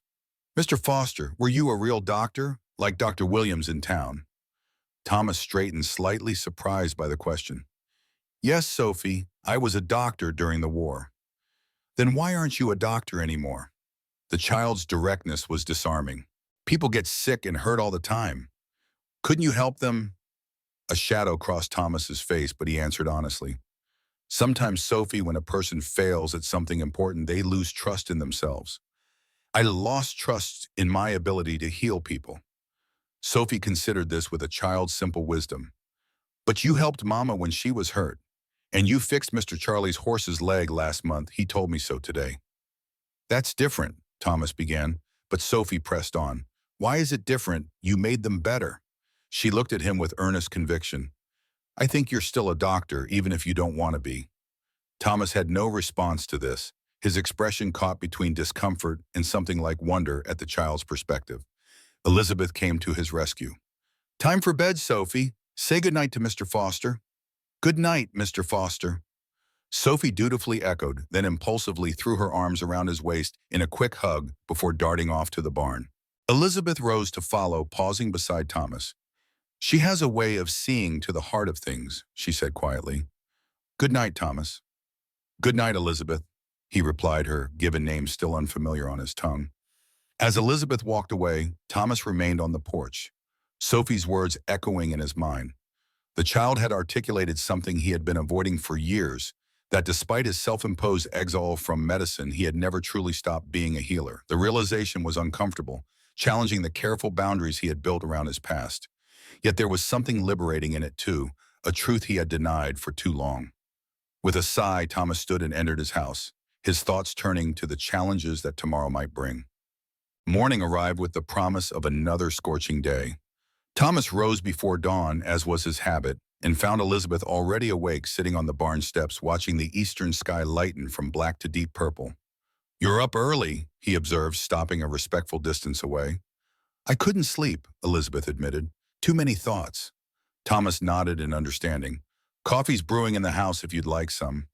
Thank you. Elizabeth rose, brushing dust from her borrowed dress. Thomas, I've been thinking about what you said last night about standing our ground against Jeremiah. And I agree, she said simply. Running won't solve the problem, but I don't want Sophie endangered by whatever confrontation might come. Thomas considered this. Charlie Miller has a sister in Helena. Perhaps Sophie could stay with her until matters here are settled. You think Charlie would agree to that? He'll be back today. We can ask him. Thomas's expression softened slightly. Sophie would be safe there, and it's only temporary. Elizabeth nodded, relief visible in her eyes. Thank you. That would ease my mind considerably. They walked together to the house, an unspoken understanding between them. Whatever came next, they would face it together. Inside, Thomas poured coffee for them both, then hesitated before speaking again. There's something else we should discuss, he said carefully. A way to legally protect you and Sophie from Jeremiah's claims. Elizabeth looked up sharply, understanding his meaning immediately. You're suggesting marriage. A legal arrangement. Thomas clarified, his tone deliberately neutral. It would give you certain protections under the law that you currently lack as a widow. A marriage of convenience, Elizabeth stated, testing the concept aloud. Yes, Thomas met her gaze steadily. Charlie could perform the ceremony as he still holds his ministerial credentials. It need not be more than a legal formality. Elizabeth studied him over the rim of her coffee cup, her expression thoughtful. Is that all it would be to you, Thomas? A legal formality? The directness of her question caught him off guard. For a moment, the careful mask he habitually wore slipped, revealing a complexity of emotion he usually kept hidden. No, he admitted quietly. Not only that. Before either could elaborate, a sound from the doorway announced Sophie's presence. The girl stood rubbing sleep from her eyes, copper cradled in one arm. Good morning, she yawned. I'm hungry. The moment broken, Elizabeth rose to prepare breakfast, leaving Thomas to contemplate what had just passed between them, an acknowledgement, however brief, that what grew between them might be more than mere alliance against a common enemy. After breakfast, Thomas set about his morning chores, while Elizabeth helped Sophie collect eggs from the chicken coop. The ordinary task provided a welcome distraction from the weightier matters they had discussed. Around mid-morning, the sound of approaching horses drew their attention to the road. Thomas straightened from his work on the corral fence, narrowing his eyes against the sun to better see the riders. Charlie, he identified the lead rider, and two others. Elizabeth felt a surge of apprehension. Jeremiah? No. Thomas's posture relaxed slightly. Neighbors from the Johnson Ranch to the south, friends of Charlie's, I believe. The three men rode into the yard, Charlie Miller in the lead with his customary good-natured expression. Behind him came two younger men, brothers by their similar features, both with the weathered look of working ranchers. Thomas, Charlie called in greeting. Beautiful morning for visitors, wouldn't you say? Thomas approached the riders, his manner reserved but not unwelcoming. Charlie, didn't expect you back so soon. Events are moving faster than anticipated. Charlie dismounted, gesturing to his companions. You remember the Johnson boys, Mark and Luke? This is Thomas Foster. The brothers nodded in greeting, their expressions curious but respectful as they took in the ranch and its occupants. Charlie lowered his voice as he moved closer to Thomas. News from town, my friend. None of it good. Thomas nodded grimly. Inside, then. Elizabeth had watched this exchange from near the chicken coop, Sophie beside her. Now she approached, her chin lifted in a gesture of dignity despite her apprehension. Mrs. Wade, Charlie greeted her with a tip of his hat. A pleasure to see you again, though I wish circumstances were better. Mr. Miller, Elizabeth acknowledged. These are friends of yours. The Johnson brothers, Charlie confirmed. Good men, reliable in a tight spot. He smiled down at Sophie. And who's this young lady with the cat? Sophie Wade, the girl replied with childish formality. And this is Copper. A fine name for a fine cat, Charlie approved. Sophie, my friends here are excellent judges of horseflesh. Perhaps they might show you how to tell a good horse from a great one, while your mother and Mr. Foster and I have a boring grown-up conversation. Sophie looked to her mother for permission. At Elizabeth's nod, she happily went off with the Johnson brothers toward the corral, Copper still cradled in her arms. Inside the house, Charlie's genial manner gave way to a more serious demeanor. Jeremiah Wade spent yesterday gathering support, he reported without preamble. He's convinced Pastor Phillips and several other influential men that Elizabeth's rescue was interference in a righteous test of her character. Righteous test. Thomas repeated, his tone making clear what he thought of such a notion. Tying a woman to a rock in the sun is hardly God's work. You and I know that, Charlie agreed, but Wade has a way of twisting scripture to his purposes, and he has another motivation beyond religious fervor. He turned to Elizabeth. There's talk of the railroad coming through. Surveyors have been seen on Wade land. Elizabeth's eyes widened in understanding. The property I inherited from Robert. The deed is still in my name. Precisely. Charlie nodded. If the railroad chooses that route, whoever owns that land stands to profit considerably. So this isn't about divine judgment at all, Thomas concluded. It's about money. Money dressed in righteous clothing, Charlie corrected, the most dangerous kind. Elizabeth sank into a chair, the implications settling over her like a physical weight. When will they come? Tomorrow, most likely. Wade wanted to come immediately, but Pastor Phillips counseled waiting until the Sabbath was over. Charlie's expression was grim.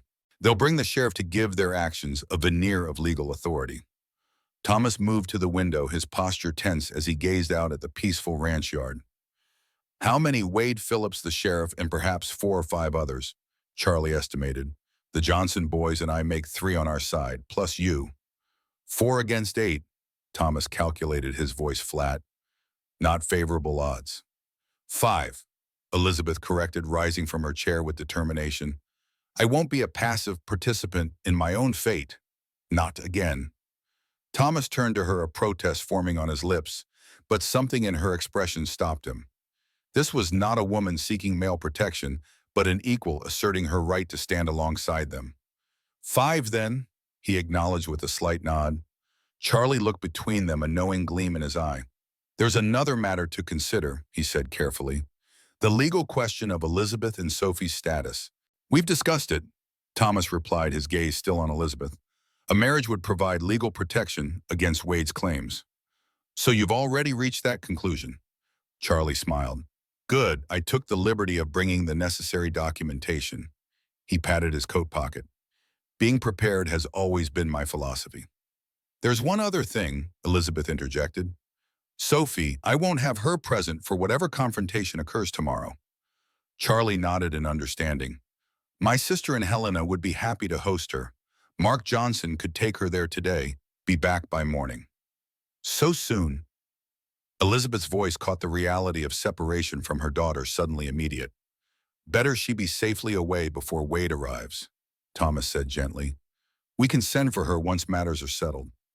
Elizabeth knew they were right, but the prospect of sending Sophie away even temporarily filled her with dread. Yet the alternative, having her daughter witness a potentially violent confrontation, was unthinkable. Very well, she agreed reluctantly. I'll prepare her things. As Elizabeth left to gather Sophie's few possessions, Charlie turned to Thomas with a penetrating look. This is more than strategy for you, isn't it? Thomas didn't pretend to misunderstand. Yes, he admitted simply. Good. Charlie nodded. She deserves more than a marriage of convenience, Thomas. And so do you. Thomas offered no response, but his expression spoke volumes about the conflict within him, the desire to move beyond his solitary existence, warring with the fear of opening himself to potential loss once more. Outside, Elizabeth found Sophie still at the corral with the Johnson brothers, laughing as one of the horses nuzzled her palm for treats. The sight of her daughter's joy made what she must do even more difficult.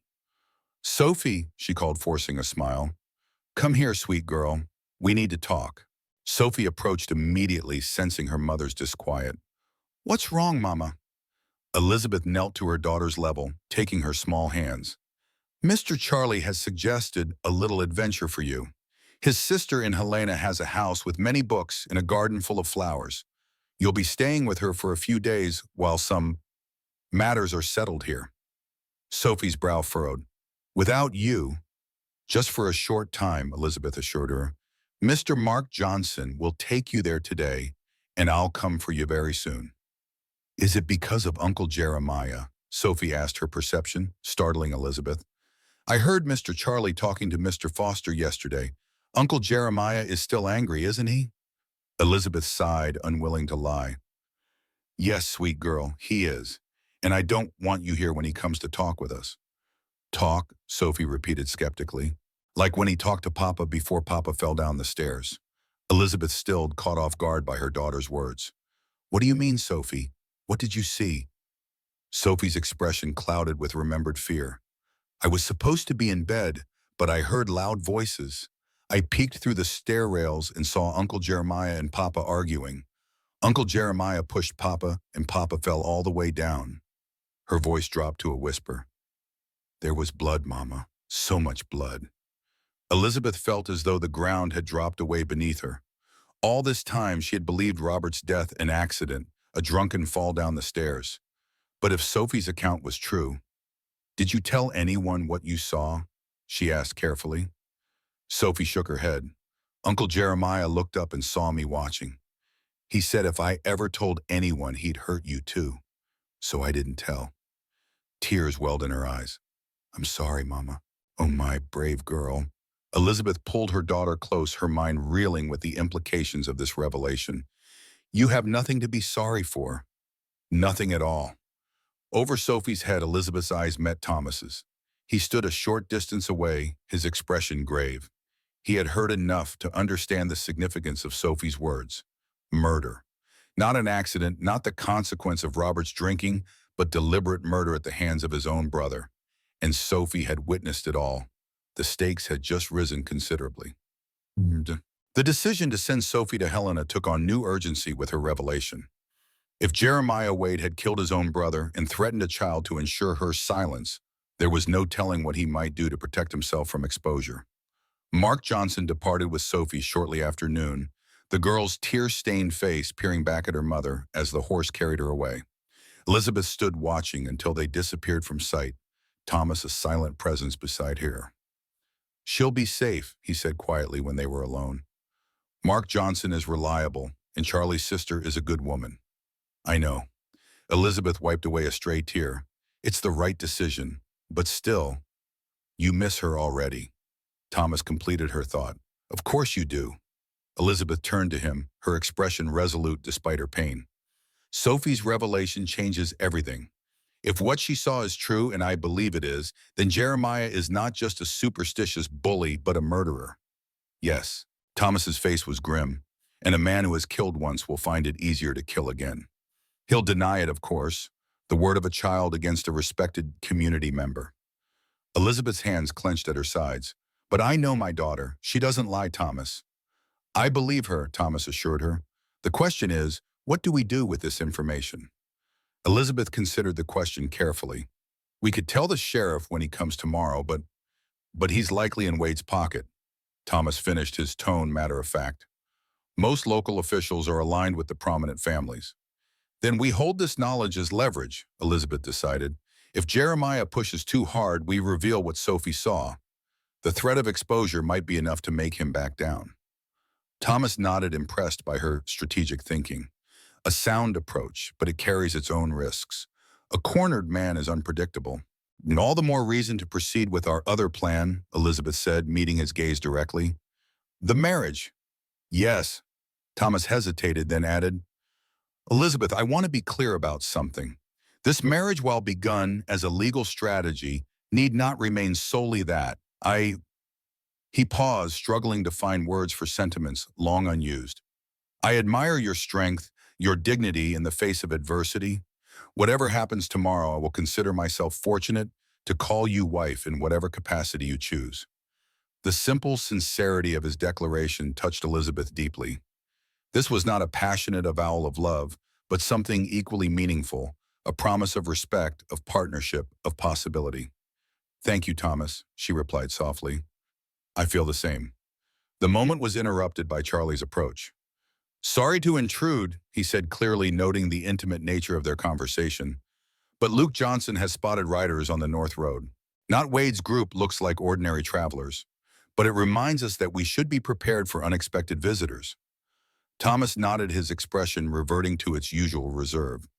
"We should proceed with the ceremony then, before any further complications arise." "Agreed," Charlie said. "I've prepared the necessary documents. We'll need Luke as a witness." As Charlie went to fetch his brother, Thomas turned back to Elizabeth. "Are you certain about this? Once done, it cannot be easily undone." Elizabeth met his gaze steadily. "I'm certain, Thomas. More certain than I was about my first marriage, despite the unusual circumstances of this one." A hint of a smile touched Thomas's lips. Unusual circumstances indeed. The ceremony that followed was simple but dignified. They gathered in Thomas's small parlor, Charlie officiating with a gravity that belied his usual good humor. Luke Johnson standing as witness. Elizabeth wore her borrowed dress, freshly washed and pressed with wildflowers from Thomas's garden, tucked into her hair, a touch of beauty amidst pragmatism. "We gather today," Charlie began, "not in a grand church or fancy parlor, but under God's own sky to witness the union of two souls who have known sorrow yet choose hope, who have experienced loss yet find the courage to begin anew." His words, though few, carried weight, acknowledging the unusual path that had brought them to this moment without diminishing its significance. When it came time for their vows, Thomas surprised Elizabeth by speaking from the heart rather than merely repeating the traditional phrases Charlie provided. "I take you as you are," he said, his voice steady despite the emotion evident in his eyes. with your past and your hopes for the future. I promise to stand beside you to protect what we build together and to remember always that true strength lies not in silence, but in how we carry each other's burdens. When Elizabeth's turn came, she found herself equally moved to personal expression. I choose you freely, she said, holding Thomas's gaze. After knowing captivity in its many forms, that choice means everything. I promise to build with you, to trust in your steadiness, and to help make this house we share into a true home. Charlie nodded approvingly. By the authority vested in me, though, some might debate how much that is these days, he added with a smile that lightened the solemnity of the moment. I pronounce you husband and wife in the eyes of Bong and any who care to acknowledge it. He looked at Thomas expectantly. You may kiss your bride if she's amenable. A faint color rose in Thomas's cheeks the first time Elizabeth had seen him discomfited. He leaned forward hesitantly, giving her every opportunity to pull away. Instead, she met him halfway, their lips touching in a brief, gentle kiss that held more promise than passion. When they parted, Charlie handed them the marriage certificate with a flourish. Signed, sealed, and as legal as anything gets in these parts, he declared. May your union bring you both the peace you deserve. Luke Johnson offered his congratulations with the gruff sincerity of a man unaccustomed to social niceties, then excused himself to check on the horses. Left alone with the newlyweds, Charlie's expression grew more serious. I hate to dampen the celebration, but we should discuss preparations for tomorrow. Wade won't take this development lightly. No, he won't. Thomas agreed, his practical nature reasserting itself. But it gives us legal standing that will be difficult for him to challenge, especially with the sheriff present. Legal standing is one thing, Charlie cautioned. But Wade strikes me as a man who might choose more direct methods if thwarted. You mean violence, Elizabeth stated plainly. It's a possibility we must consider, Charlie confirmed, especially in light of what Sophie revealed about Robert's death. Thomas moved to the window, looking out at his land with a contemplative expression. We'll be ready, he said simply, whatever comes. As the afternoon waned into evening, the small group made practical preparations, checking weapons, securing the barn and house, discussing strategies for various scenarios that might unfold the next day. Through it all, Elizabeth felt a curious sense of calm. Unlike her first wedding day, which had been filled with dread and resignation, this one brought an unexpected peace. Whatever happened tomorrow, she was no longer alone in her struggle. She had allies now, not just Thomas, but Charlie and the Johnson brothers as well. More than allies, she had a husband who respected her strength rather than resenting it. After a simple wedding supper prepared by Charlie, who revealed surprising culinary skills for a bachelor, Luke Johnson took his leave, promising to return early the next morning with additional support, friends from neighboring ranches who disapproved of Jeremiah Wade's methods. Get some rest, Charlie advised as darkness fell. Tomorrow will come soon enough, and with it challenges that will require clear heads. Elizabeth nodded, suddenly aware of the day's emotional toll. So much had happened: Sophie's departure, the revelation about Robert's death, the wedding that exhaustion now claimed her with unexpected force. I've prepared the spare room, Thomas told her quietly. It's yours for as long as you wish it. The consideration behind his words, offering her privacy and choice despite their newly married status, touched Elizabeth deeply. Thank you, Thomas. As she turned to retire, Charlie called after her. Elizabeth? She paused, looking back at him. Welcome to the family, such as it is. Thomas has been alone too long. I'm glad he found you. Thank you, Charlie. Elizabeth smiled, genuinely warmed by his acceptance. Though I believe it was I who found him, or rather, Sophie did. The Lord works in mysterious ways, Charlie replied with a wink, especially when assisted by determined little girls. In the small bedroom that was now hers, Elizabeth found evidence of Thomas's thoughtfulness: fresh water in the basin, clean towels, and a nightgown folded neatly on the bed. Sarah's no doubt preserved all these years like so many other remnants of his previous life. The room itself was Spartan, but comfortable, with a narrow bed, a chest of drawers, and a small window that looked out toward the eastern hills. On the wall hung a simple cross carved from dark wood, the only decoration in an otherwise unadorned space. Elizabeth changed into the nightgown. Its soft cotton, a welcome change from sleeping in her day clothes as she had done in the barn. She brushed her hair with the wooden brush left on the dresser, then sat on the edge of the bed, her mind too full for immediate sleep despite her physical weariness. So much had changed in the span of days, from captive at the Wade's mercy to married woman with legal protections, from helpless widow to partner in a strategic alliance, from despair to what? Not happiness precisely, but perhaps its precursor hope. A soft knock at the door roused her from these reflections. Yes, she called quickly, drawing a shawl around her shoulders. It's Thomas, came the reply. May I speak with you a moment? Elizabeth opened the door to find her new husband standing in the hallway, his tall frame illuminated by the single lamp he carried. His expression was serious but not stern. I apologize for disturbing you, he said formally, but there's something I wanted to give you before tomorrow. From his pocket, he withdrew a small object, a folding knife with a pearl handle, its blade gleaming in the lamplight. This was Sarah's, he explained. She carried it, always said a woman should have means to protect herself in this country. He held it out to Elizabeth. I would like you to have it, not because I doubt your courage or my ability to protect you, but because Sarah would have wanted you to have it. Elizabeth accepted the knife, understanding the significance of the gesture. This was not merely a practical gift, but a symbolic passing of something precious, an acknowledgement that she now occupied a place in his life once held by someone deeply loved. Thank you, Thomas, she said softly. I'll carry it with honor. He nodded, seemingly relieved by her acceptance. Sleep well, Elizabeth. Whatever tomorrow brings, we'll face it together. But together, she echoed the word, holding new meaning in light of their vows. As Thomas turned to go, Elizabeth impulsively reached out, touching his arm. Thomas. He paused, looking back at her questioningly. I want you to know that I don't regret today. Whatever happens tomorrow, I'm glad we did this.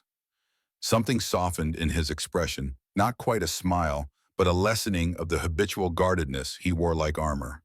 As am I, Truem, he replied simply. After he had gone, Elizabeth returned to her bed, the knife clasped in her hand like a talisman against the uncertainties of the future. Outside, the vast Montana sky spread above the ranch stars scattered like diamonds across its velvet expanse. Somewhere to the east, Sophie slept safely in Helena, beyond Jeremiah Wade's reach. And here in this house that was now legally her home, Elizabeth found herself experiencing an unfamiliar sensation, the quiet contentment of belonging. With that thought, she finally surrendered to sleep, the knife tucked beneath her pillow, and her new husband's steady presence, a reassuring knowledge in the darkness. Dawn broke clear and cooled the heat of the day not yet risen to bake the land. Thomas stood on his porch, now he reminded himself, watching the eastern sky lighten from gray to pink to gold. Behind him, the house was quiet, Elizabeth and Charlie still sleeping. He had rested poorly, his mind too active with contingency plans and concerns about the coming confrontation. Now, in the peaceful early light, he took a moment to center himself, to prepare mentally for whatever the day might bring. The sound of approaching horses broke the morning stillness. Thomas tensed, then relaxed as he recognized Luke Johnson's distinctive whistle. Not Wade's group then, but their reinforcements. Luke rode into the yard accompanied by 3 other men, weather-beaten ranchers, with the hard-eyed look of those accustomed to defending their own.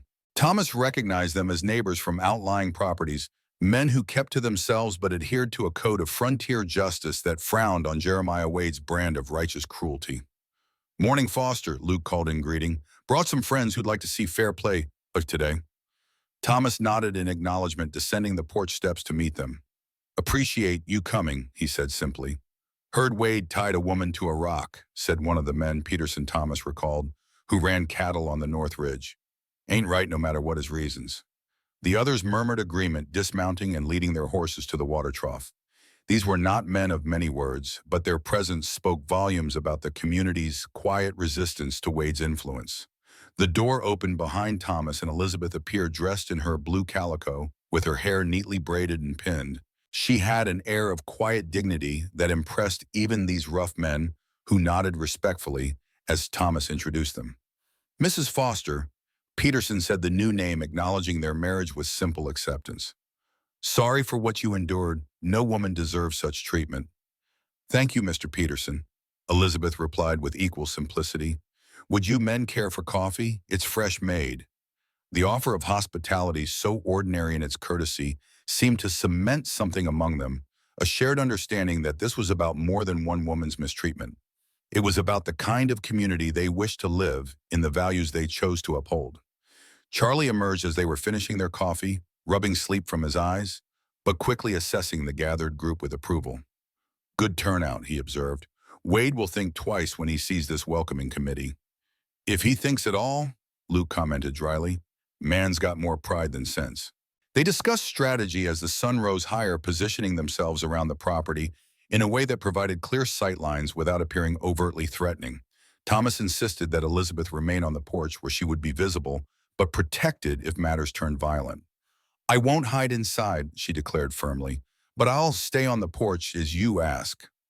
Thomas nodded, relieved by her compromise. In the short time he had known her, he had come to respect both her courage and her pragmatism, qualities that complemented his own reserve strength. It was nearly midday when they heard the approach of multiple riders from the direction of town. Thomas moved to stand at the foot of the porch steps, Charlie beside him, the other men positioned strategically around the yard. Elizabeth remained on the porch, her back straight, her expression composed, despite the anxiety Thomas knew she must feel. The riders appeared around the bend in the road, 8 men as Charlie had predicted. Jeremiah Wade led them, his tall figure rigid with righteous purpose. Beside him rode Pastor Phillips, his clerical collar visible even at a distance. The sheriff followed his expression, suggesting discomfort with his role in the proceedings. Behind them came 5 other men, storekeepers and farmers Thomas recognized from his infrequent visits to town. They halted at the edge of the property, taking in the scene before them, not just Thomas and Elizabeth, but the unexpected presence of Charlie Miller and 4 additional men whose stance clearly indicated their allegiance. Foster Jeremiah Wade called, his voice carrying across the yard. We've come for the Wade woman and her child. This is official business. He gestured to the sheriff, who shifted uncomfortably in his saddle. There is no Wade woman here, Thomas replied evenly. Only my wife, Elizabeth Foster. A murmur ran through the approaching group at this declaration. Pastor Phillips leaned forward, his expression sharp with disapproval. A hasty marriage does not erase her obligations to her husband's family, he called, nor does it legitimize the improper circumstances of her presence here. There was nothing improper about saving a woman left to die, Charlie interjected, stepping forward. And their marriage is legitimate, performed by me with proper witnesses and documentation. You're no longer a recognized minister, Miller, Wade sneered. Your ceremonies carry no weight. The state of Montana recognizes his authority, the sheriff said, unexpectedly drawing surprised looks from both sides. I checked the records myself this morning. If Miller performed the ceremony and filed the papers, it's legal. Wade's face darkened with anger. This changes nothing. She still abandoned her responsibilities to the Wade family, took what wasn't hers. I took nothing but what was legally mine, Elizabeth called from the porch, her voice steady and clear. The deed to my portion of the Wade property is in my name, as Robert specified in his will. A will he wrote while not of sound mind, Wade countered, influenced by your manipulation. The only manipulation was yours, Jeremiah. Elizabeth interrupted, her gaze unwavering. As Sophie witnessed the night Robert died, a sudden silence fell over the gathering. Wade's face paled visibly, then flushed with renewed anger. The imaginings of a child. The testimony of a witness, Elizabeth corrected, to murder. The accusation hung in the air like a thunderclap. The sheriff straightened in his saddle, his attention now fully engaged. What's this about murder? He demanded, looking between Elizabeth and Jeremiah. Nothing but slander, Wade snapped. Where is the child? Let her speak these lies herself if she dares. Sophie is safe beyond your reach, Thomas said coldly, and she has already provided a detailed account of what she saw you arguing with Robert at the top of the stairs, then pushing him to his death. Wade's hand moved toward his coat, a gesture that might have gone unnoticed by some but not by Thomas, who had seen too many men reach for hidden weapons in moments of desperation.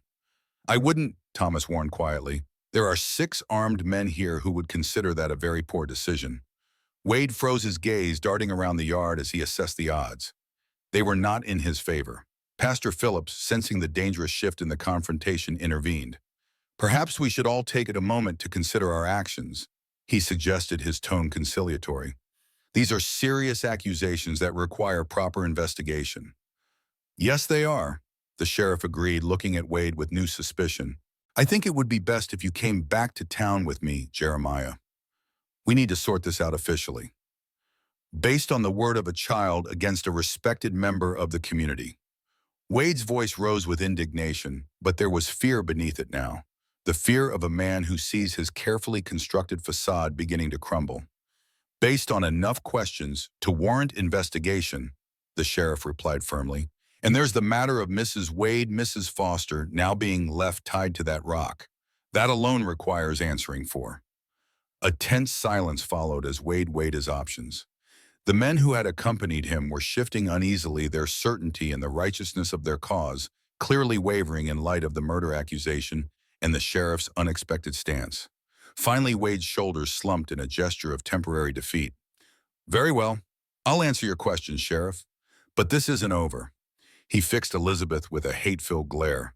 Not by any means.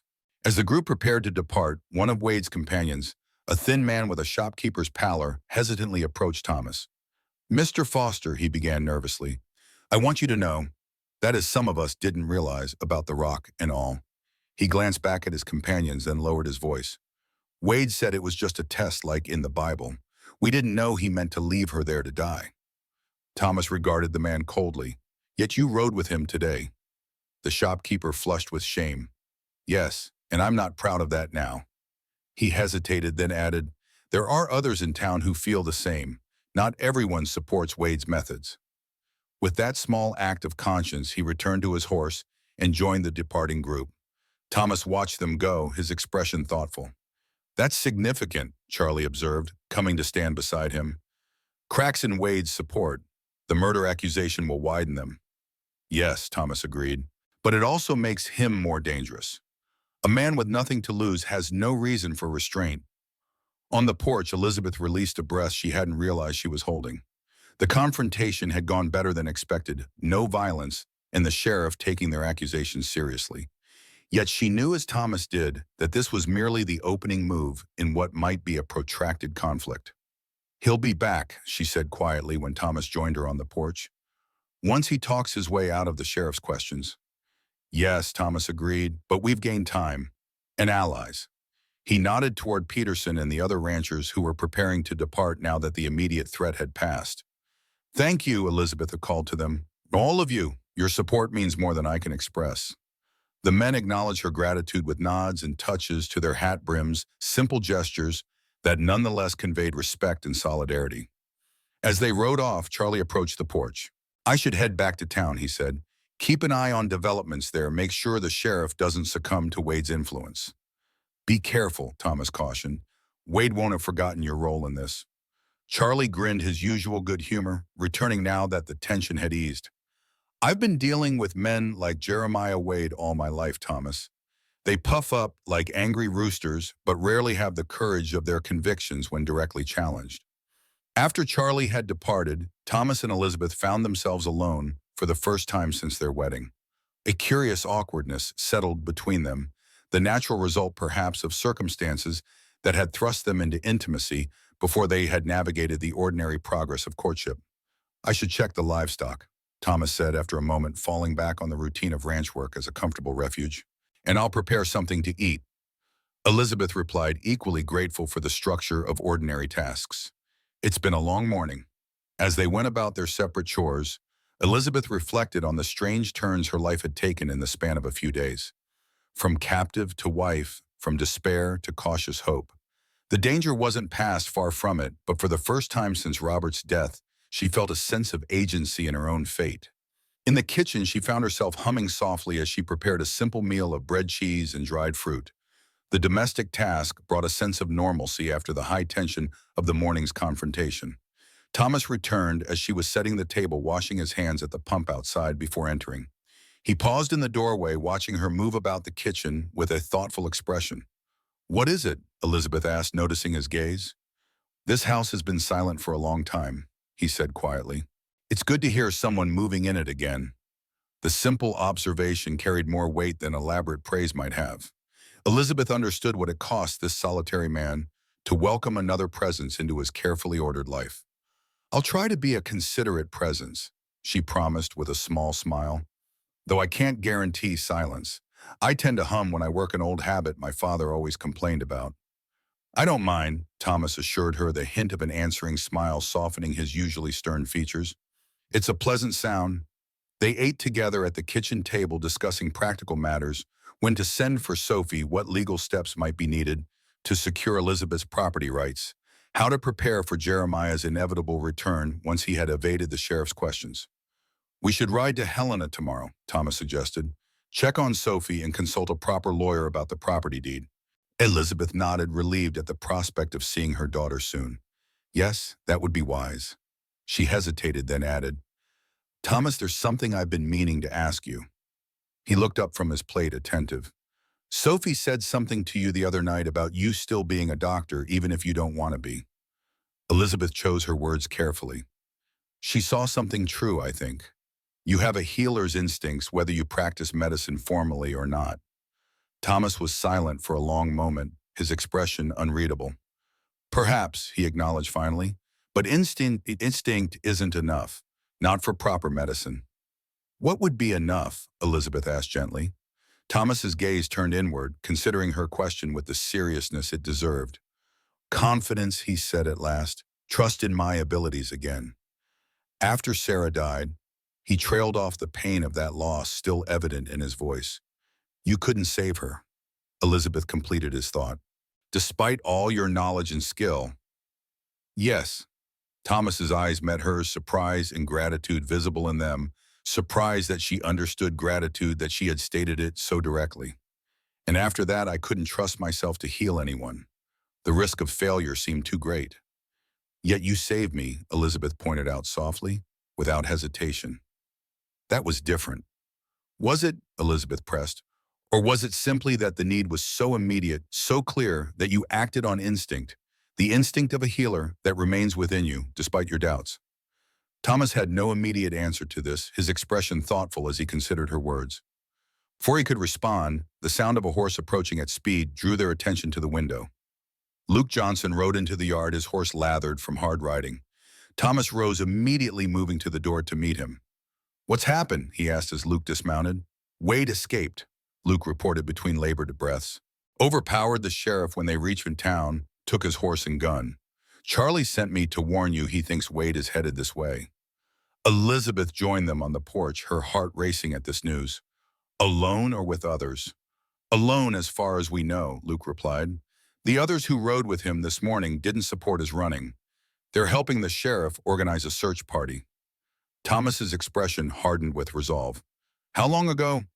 About an hour. Charlie's gathering men to follow, but wanted you warned immediately. Thomas nodded his thanks. Get your horse watered and rested. We may need to ride soon. As Luke led his mount to the trough, Thomas turned to Elizabeth, his manner calm but urgent. Wade will come here first to settle scores, or perhaps to use you as leverage to escape the territory. What should we do?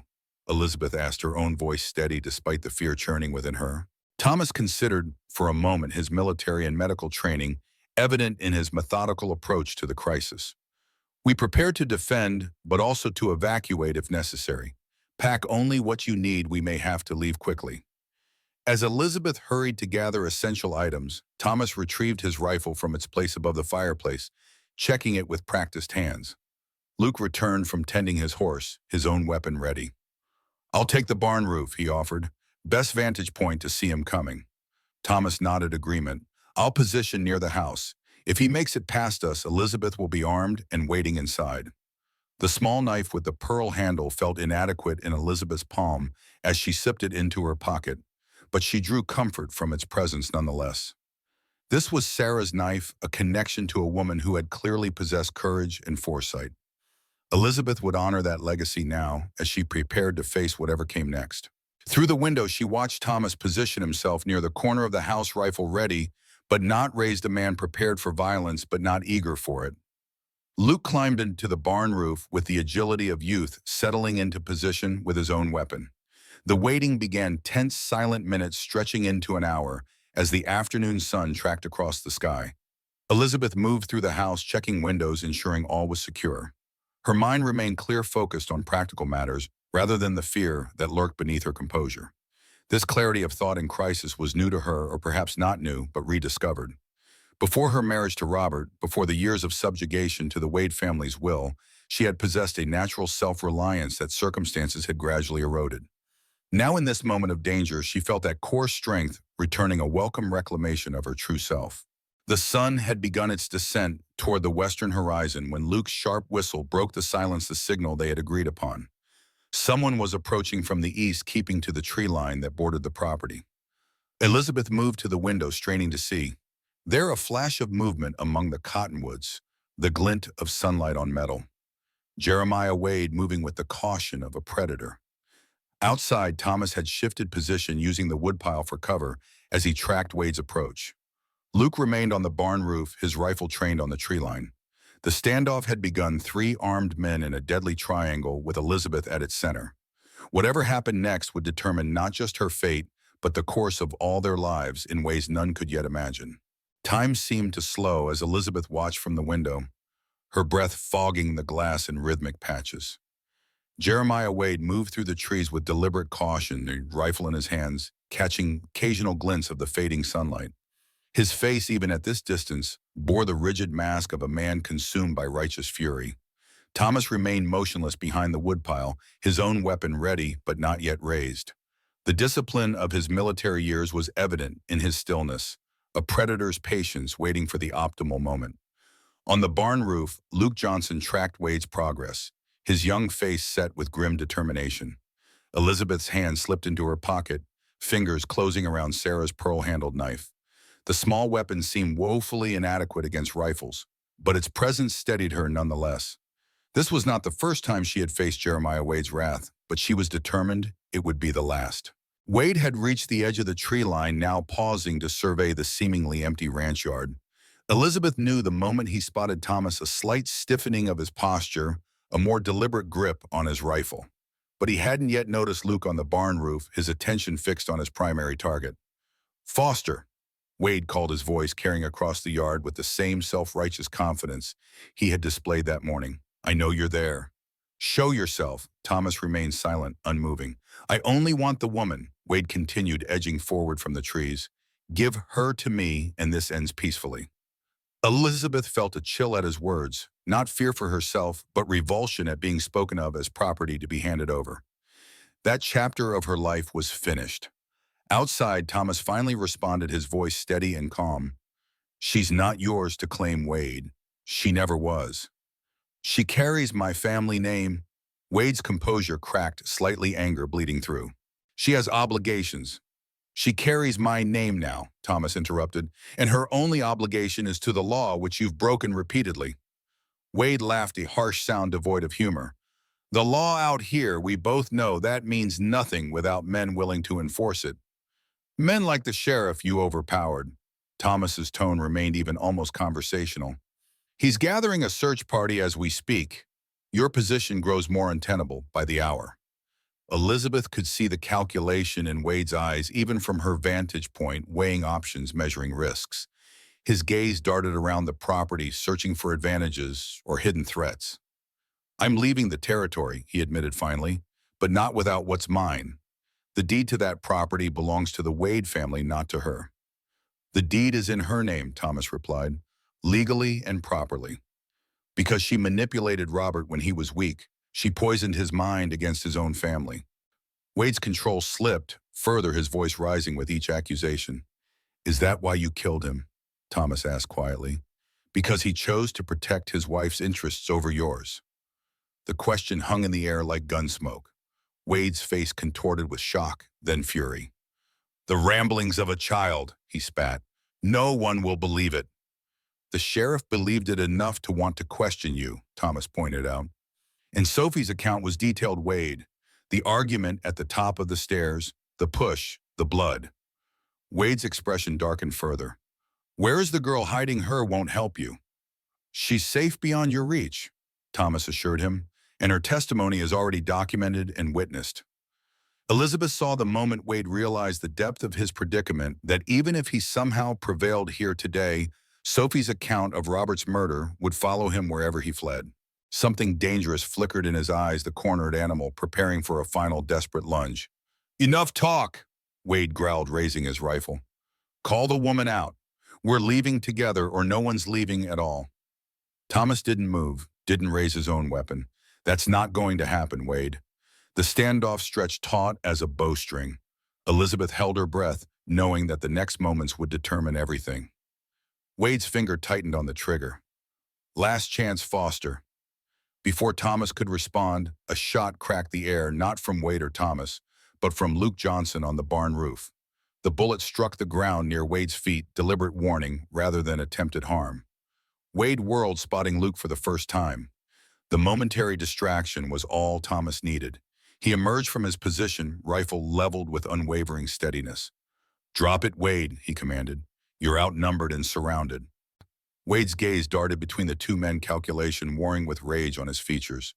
For a terrible moment, Elizabeth thought he might choose destruction over surrender, forcing a fatal confrontation out of sheer pride. Then with surprising suddenness, his demeanor changed. The tension drained from his posture, replaced by what appeared to be resigned acceptance. "Fine," he said, lowering his rifle slightly. "You win this round, Foster." The apparent capitulation sent alarm bells ringing in Elizabeth's mind. This easy surrender didn't match the Jeremiah Wade she knew, a man whose pride would never allow such a concession. Her instinct proved correct a moment later. As Thomas approached cautiously to take Wade's weapon, the other man's hand moved with snake-like speed toward his coat. "Thomas, watch out!" Elizabeth cried from the window, her warning piercing the tense silence. A gunshot exploded across the yard. Thomas staggered back, clutching his shoulder as blood blossomed dark against his shirt. Wade stood with a smoking pistol, the hidden weapon he had drawn from inside his coat. Luke fired from the barn roof, his shot going wide as Wade ducked and rolled toward the cover of the water trough. The two men exchanged fire bullets, splintering wood and kicking up dust across the yard. Elizabeth's mind crystallized into perfect clarity. Without conscious thought, she moved from the window to the door, Sarah's knife forgotten, as she grabbed Thomas's shotgun from its place near the entrance. The weapon was heavy, unwieldy in her inexperienced hands, but determination lent her strength. Outside, Thomas had dragged himself behind the woodpile, his own rifle still clutched in his uninjured hand. Blood seeped between the fingers pressed to his shoulder, but his eyes remained alert, focused on Wade's position. Luke continued firing from the barn roof, keeping Wade pinned behind the water trough. But they were at a stalemate. Luke couldn't get a clear shot without exposing himself, and Wade couldn't advance or retreat without risking a bullet. Elizabeth stepped onto the porch shotgun, braced against her shoulder, as Thomas had once shown her during a discussion about ranch defense. The weight of it threatened her balance, but she widened her stance, compensating with the same determination that had seen her through countless hardships. "Jeremiah," she called, her voice steady despite the fear coursing through her. "This ends now." Wade's head jerked up at the sound of her voice, surprise evident in his expression as he spotted her on the porch with the shotgun. Their eyes met across the yard, the man who had tortured her, who had killed his own brother, who had threatened her child, now faced with the woman he had so gravely underestimated. "Put down your weapon," Elizabeth continued, the shotgun unwavering in her hands. "The sheriff is coming. There's nowhere for you to go." Wade's lips curled in a snarl. "Always interfering, aren't you? If you just died at that rock like you were supposed to." "But I didn't die," Elizabeth interrupted, her voice gaining strength. "And I'm not the frightened widow you can bully anymore. This is my home now. These are my people, and you are not welcome here." Something in her tone, the absolute conviction, the reclaimed power, seemed to penetrate Wade's arrogance. For the first time, he looked at her not as property to be controlled, but as an adversary to be reckoned with. The moment balanced on a knife's edge, Wade's finger on the trigger, Elizabeth's on hers. Thomas and Luke poised to fire at the slightest provocation. Then, breaking the deadly tableau, the sound of approaching horses reached them, multiple riders moving at speed. Wade's head turned toward the noise, his expression darkening as he realized what it meant. "The sheriff," Thomas called from his position, his voice strained but determined. With reinforcements from the sound of it, "It's over, Wade." Jeremiah's face contorted with rage and desperation. With a roar of defiance, he rose from behind the water trough, pistol raised toward Elizabeth. 3 shots rang out simultaneously from Thomas's rifle, from Luke's position on the barn, and from Elizabeth's shotgun, its kick nearly knocking her backward. Wade collapsed like a puppet with cut strings, his weapon discharging harmlessly into the dirt as he fell. Blood spread across his chest in a rapidly widening stain, his eyes wide with shock and disbelief. Elizabeth lowered the shotgun, her hands trembling now that the immediate danger had passed. She moved swiftly to Thomas's side, kneeling beside him to assess his wound. "How bad?" she asked gently, moving his hand to see the injury. "Through and through," he grimaced. "Painful but not fatal if tended properly." The riders thundered into the yard, Charlie Miller in the lead, followed by the sheriff and several townsmen. They pulled up short at the scene before them, Wade lying motionless in the dust, Thomas bleeding against the woodpile, Elizabeth kneeling beside him with a shotgun at her side. "Good God," Charlie exclaimed, dismounting in haste. "Is everyone—" "Thomas is shot," Elizabeth interrupted. "Wade's wound looks worse. We need medical attention for both." The sheriff approached Wade cautiously, kneeling to check for signs of life. After a moment, he looked up, his expression grim. "He's gone." A strange hush fell over the yard, not celebration or relief, but the solemn acknowledgement of death, even the death of an enemy. Elizabeth felt no triumph, only a hollow exhaustion and the pressing concern for Thomas's injury. "Help me get him inside," she directed Charlie, who immediately moved to Thomas's uninjured side. Together, they supported him to the house, Luke following with the medical supplies Thomas indicated from his storage room. The sheriff remained outside with his men, dealing with Wade's body and documenting the confrontation for official records. Inside, Elizabeth cut away Thomas's bloodied shirt with steady hands, revealing the bullet wound beneath. The bleeding had slowed, but the injury was serious enough to require proper treatment. In the cabinet, Thomas directed, his voice tight with pain. "The brown bottle and clean bandages, and my surgical kit." Elizabeth followed his instructions, precisely gathering the needed supplies, while Charlie helped Thomas into a chair by the kitchen table where the light was best. "I'll need your help," Thomas told Elizabeth, his professional demeanor asserting itself despite his own injury. "The bullet went through, but the wound needs cleaning and stitching." "Tell me what to do," Elizabeth replied without hesitation. Under Thomas's guidance, she cleaned the wound with antiseptic, her touch gentle but firm. As she prepared to stitch the injury closed, Thomas studied her face, the focused concentration, the absence of squeamishness or uncertainty. "You've done this before," he observed. Elizabeth's hands remained steady as she threaded the needle. "My father's farm had no nearby doctor. I learned to handle minor injuries out of necessity." Thomas nodded, understanding. "This is more than minor, but the principle is the same. Small, even stitches." Charlie watched them work together with quiet amazement, the wounded doctor directing his own treatment, the woman everyone had underestimated executing the procedure with remarkable skill.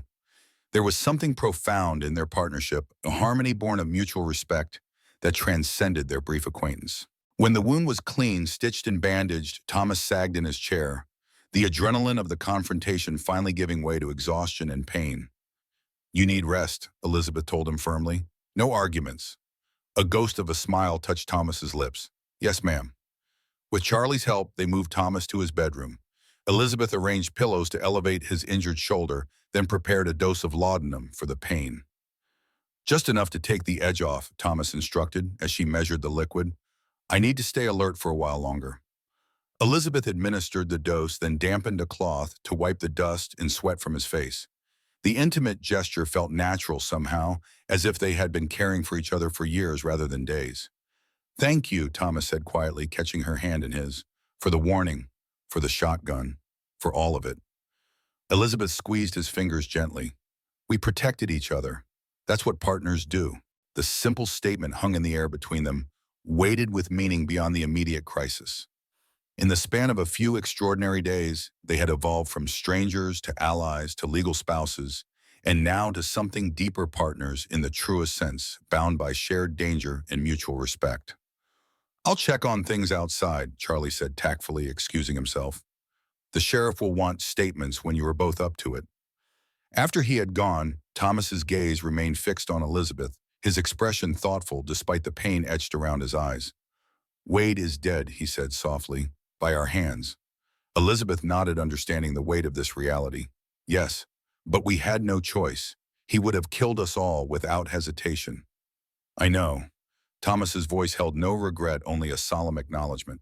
"It was necessary, but killing changes a person, Elizabeth. Even justified killing." "Yes," she agreed. "I understand that now." She paused, considering her next words carefully. Does it make me a monster that I feel more relief than guilt? Thomas shook his head slightly. No, it makes you human. Relief that the threat is gone, that Sophie is safe, that we survived. These are natural reactions. His fingers tightened around hers. The fact that you question it at all shows the quality of your character. Elizabeth smiled, faintly comforted by his understanding. Rest now, she urged. I'll handle matters with the sheriff. Thomas's eyes were already growing heavy from the laudanum and exhaustion. You're a remarkable woman, Elizabeth Foster, he murmured as sleep began to claim him. Elizabeth leaned forward impulsively, pressing a gentle kiss to his forehead. And you, Thomas Foster, are a remarkable man. Sleep well. Outside, she found the sheriff and his men had removed Wade's body to a wagon for transport back to town. The official questions were straightforward: the circumstances of Wade's arrival, the warning shot, his hidden weapon, the simultaneous firing at the end. Elizabeth answered with clear factual responses, neither embellishing nor minimizing the events. It was self-defense, clear as day, the sheriff concluded, closing his notebook. Wade shot first, threatened multiple lives, and gave you no choice. I'll record it as such. Thank you, Sheriff, Elizabeth said, relief evident in her voice. The older man hesitated, then added more quietly, for what it's worth, Mrs. Foster, there are many in town who believed Wade's behavior had gone too far. Not everyone supported his actions despite appearances. The shopkeeper mentioned something similar, Elizabeth acknowledged. It means a great deal to hear it from you as well. As the sheriff and his men prepared to depart, Charlie approached Elizabeth, his expression unusually serious. How's Thomas? He asked. Resting, Elizabeth replied. The wound is clean and stitched. With proper care, he should recover fully. Charlie nodded, relief evident in his weathered features. Good, that's good. He glanced toward the departing wagon with Wade's body. An ugly business all told, but necessary, I think. Yes, Elizabeth agreed soberly. Necessary. They stood in silence for a moment, watching as the sheriff's party disappeared down the road, dust settling in their wake. The sun was setting now, painting the western sky in brilliant streaks of orange and gold, the beauty a stark contrast to the day's violence. We should send word to Helena, Charlie said eventually. Let Sophie know it's safe to come home. Home. The word resonated within Elizabeth with unexpected power. This place, Thomas's ranch, now legally hers as well, had transformed from refuge to home in the span of mere days. The realization brought with it a deep sense of peace despite the turmoil they had just endured. I'll ride out at first light, Luke offered, joining them on the porch. Should reach Helena by nightfall tomorrow if I push hard. Thank you, Luke, Elizabeth said warmly. Tell Sophie. She paused, emotions suddenly tightening her throat. Tell her that everything is all right now, that she can come home without fear. Luke nodded, understanding the deeper meaning behind her simple message. I will, Mrs. Foster. You have my word. As darkness settled over the ranch, Elizabeth found herself drawn back to Thomas's bedside. He slept soundly, his breathing deep and regular, face relaxed in a way she had never seen during his waking hours. The perpetual guardedness, the careful reserve that had become his habit over years of solitude, fell away in sleep, revealing the man he might have been before war and loss carved their lessons into his soul. She settled into a chair beside the bed, prepared to watch through the night. The day's events played through her mind like scenes from a strange dream, the confrontation, the gunfire, the moment Wade fell. She had killed a man today, or helped to kill him at least. The knowledge should have horrified her, she thought, yet what she felt instead was a complex mixture of regret for the necessity and profound relief that the threat he posed was finally irrevocably ended. Sophie would be safe now. The property that Robert had deeded to her would remain hers to use or sell as she chose. And Thomas, Elizabeth's gaze returned to his sleeping form. Thomas Foster had entered her life like an unexpected blessing, not the romantic hero of a girl's daydreams, but something far more valuable, a partner of substance and integrity, whose quiet strength matched her own resilience. Their bond, forged in crisis and formalized for practical reasons, had grown into something neither had anticipated. Not love, perhaps, not yet. The words seemed inadequate for what existed between them, but trust certainly, respect, understanding, a foundation stronger than passion alone could provide. With these thoughts drifting through her mind, Elizabeth eventually succumbed to her own exhaustion, falling asleep in the chair beside Thomas's bed, her hand still resting protectively near his. Thomas woke before dawn, the pain in his shoulder a dull throb that pulled him from troubled dreams of gunfire and blood. The first thing he saw was Elizabeth asleep in the chair beside his bed, her face peaceful despite the awkward position. A surge of tenderness washed through him at the sight this woman who had fought beside him, who had tended his wounds with steady hands, who had chosen to stand her ground rather than flee from danger. He shifted slightly, wincing as the movement pulled at his stitches. The small sound was enough to wake Elizabeth, whose eyes opened immediately, years of motherhood having trained her to light sleep. "Thomas," she said, straightening in the chair. "How are you feeling?" "I've been better," he admitted with dry humor, "but I've been worse too." Elizabeth smiled at that, rising to check his bandages. "No fresh bleeding? That's good." Her fingers were cool against his skin as she felt his forehead for fever. "No infection yet either." "You make a fine nurse," Thomas observed, "among your many other talents." A faint blush colored Elizabeth's cheeks at the compliment. "Necessity teaches many skills." "So it does." Thomas caught her hand as she withdrew it, holding her gaze. "Thank you, Elizabeth, for standing with me yesterday, for tending my wound, for watching through the night." The simple sincerity of his gratitude touched her deeply. "We're partners now," she reminded him softly. "In all things."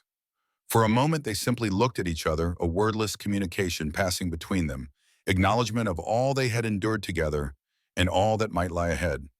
The spell was broken by a knock at the bedroom door. Charlie's voice called from the hallway. "Thomas, Elizabeth, are you awake?" "Come in, Charlie," Thomas replied, releasing Elizabeth's hand with reluctance. Charlie entered, his expression brightening at the sight of Thomas, alert and apparently improved. "Well, you look better than you have any right to, considering you took a bullet yesterday." "Elizabeth's handiwork." Thomas nodded toward his bandaged shoulder. "She has hidden talents." "So I observed," Charlie agreed with a respectful nod to Elizabeth. "How are you feeling this morning, Mrs. Foster? Yesterday was difficult for everyone." Elizabeth appreciated the concern behind his question. "I'm well, thank you, Charlie," relieved primarily. "Understandable."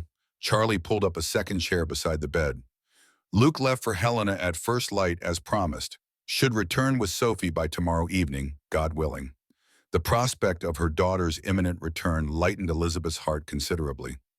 "Thank you for arranging that, Charlie. Your friendship has been invaluable." "Think nothing of it." Charlie waved away her gratitude. "Good neighbors help each other. That's the code out here, despite what Wade's actions might have suggested." The mention of Wade sobered them all momentarily. "What happens now?" Elizabeth asked. "With the aftermath." Charlie understood her meaning. "The sheriff has officially ruled it self-defense. There'll be an inquest, of course, mere formality in these circumstances. Wade's body will be buried in the town cemetery today." "And the property?" Thomas inquired. "Elizabeth's deed." "Secure," Charlie assured them. "I took the liberty of speaking with Judge Harmon last night. He confirmed that Robert Wade's widow and now Thomas's legal wife, Elizabeth's claim to the property is unassailable, especially in light of Sophie's testimony about Robert's death." Relief washed over Elizabeth at this news. "So it's truly over." "The legal battle, yes," Charlie confirmed, "though there may be some in town who cling to Wade's version of events. Opinions change slowly in small communities." "We can weather disapproval," Thomas said with quiet confidence. "As long as the law stands with us." Charlie nodded, then rose from his chair. "I should return to town, help with the arrangements. Unless you need me here." "Go," Elizabeth urged. "We'll manage." "And Charlie, thank you for everything." After Charlie had departed, Elizabeth helped Thomas sit up more comfortably, arranging pillows to support his injured shoulder. The domesticity of the moment struck her suddenly, the ease that had developed between them, the unspoken understanding of each other's needs. "You should rest as well," Thomas told her, noting the shadows beneath her eyes. "You've barely slept." "I'm fine," Elizabeth insisted, though weariness did indeed pull at her. "There's breakfast to prepare, chores to attend to." "Elizabeth." Thomas's voice was gentle but firm. "Rest. The chores will wait." She relented with a small smile. "Very well. A short rest, perhaps." To Thomas's surprise, instead of retiring to the spare room, Elizabeth simply moved from the chair to the edge of the bed, stretching out beside him atop the covers, careful not to disturb his injured side. The unexpected intimacy of her proximity caused his breath to catch. "Is this all right?" she asked suddenly, uncertain at his reaction. "I just thought to be nearby if you need anything." "It's more than all right," Thomas assured her, his voice rough with emotion. "It's welcome." Elizabeth smiled, relaxing beside him. "Good." They lay in comfortable silence for a time, the early morning light filtering through the curtains, casting a golden glow across the simple room. Outside the ranch was quiet, the animals fed by Luke before his departure, the day's work temporarily suspended in the aftermath of yesterday's violence. "When Sophie returns," Thomas said eventually, "we should discuss what happens next. Your property, your plans." Elizabeth turned her head to look at him, studying his profile. "Our plans, Thomas. That's what partnership means." He met her gaze, his expression open in a way it seldom was. "Yes, our plans." "I've been thinking about that," Elizabeth admitted. "The property Robert left me, it's valuable, especially with the railroad coming. But I have no desire to return to it even with Wade gone. Too many painful memories." "We could sell it," Thomas suggested. "Use the proceeds to expand this ranch, perhaps. The north section has good water access, would support more cattle." The casual "we" in his statement warmed Elizabeth more than any passionate declaration might have. This was not a man given to flowery speeches or grand gestures, but his inclusion of her in the future of his ranch spoke volumes about his feelings. "I'd like that," she said simply, "to build something here together." Thomas's hand found hers atop the coverlet, their fingers intertwining naturally. "Together." He echoed the word, a promise. "Ja." The next 2 days passed in a rhythm of healing and preparation. Thomas's wound showed no signs of infection, his natural vitality aiding swift recovery. Elizabeth divided her time between caring for him, tending to essential ranch chores, and preparing the house for Sophie's return.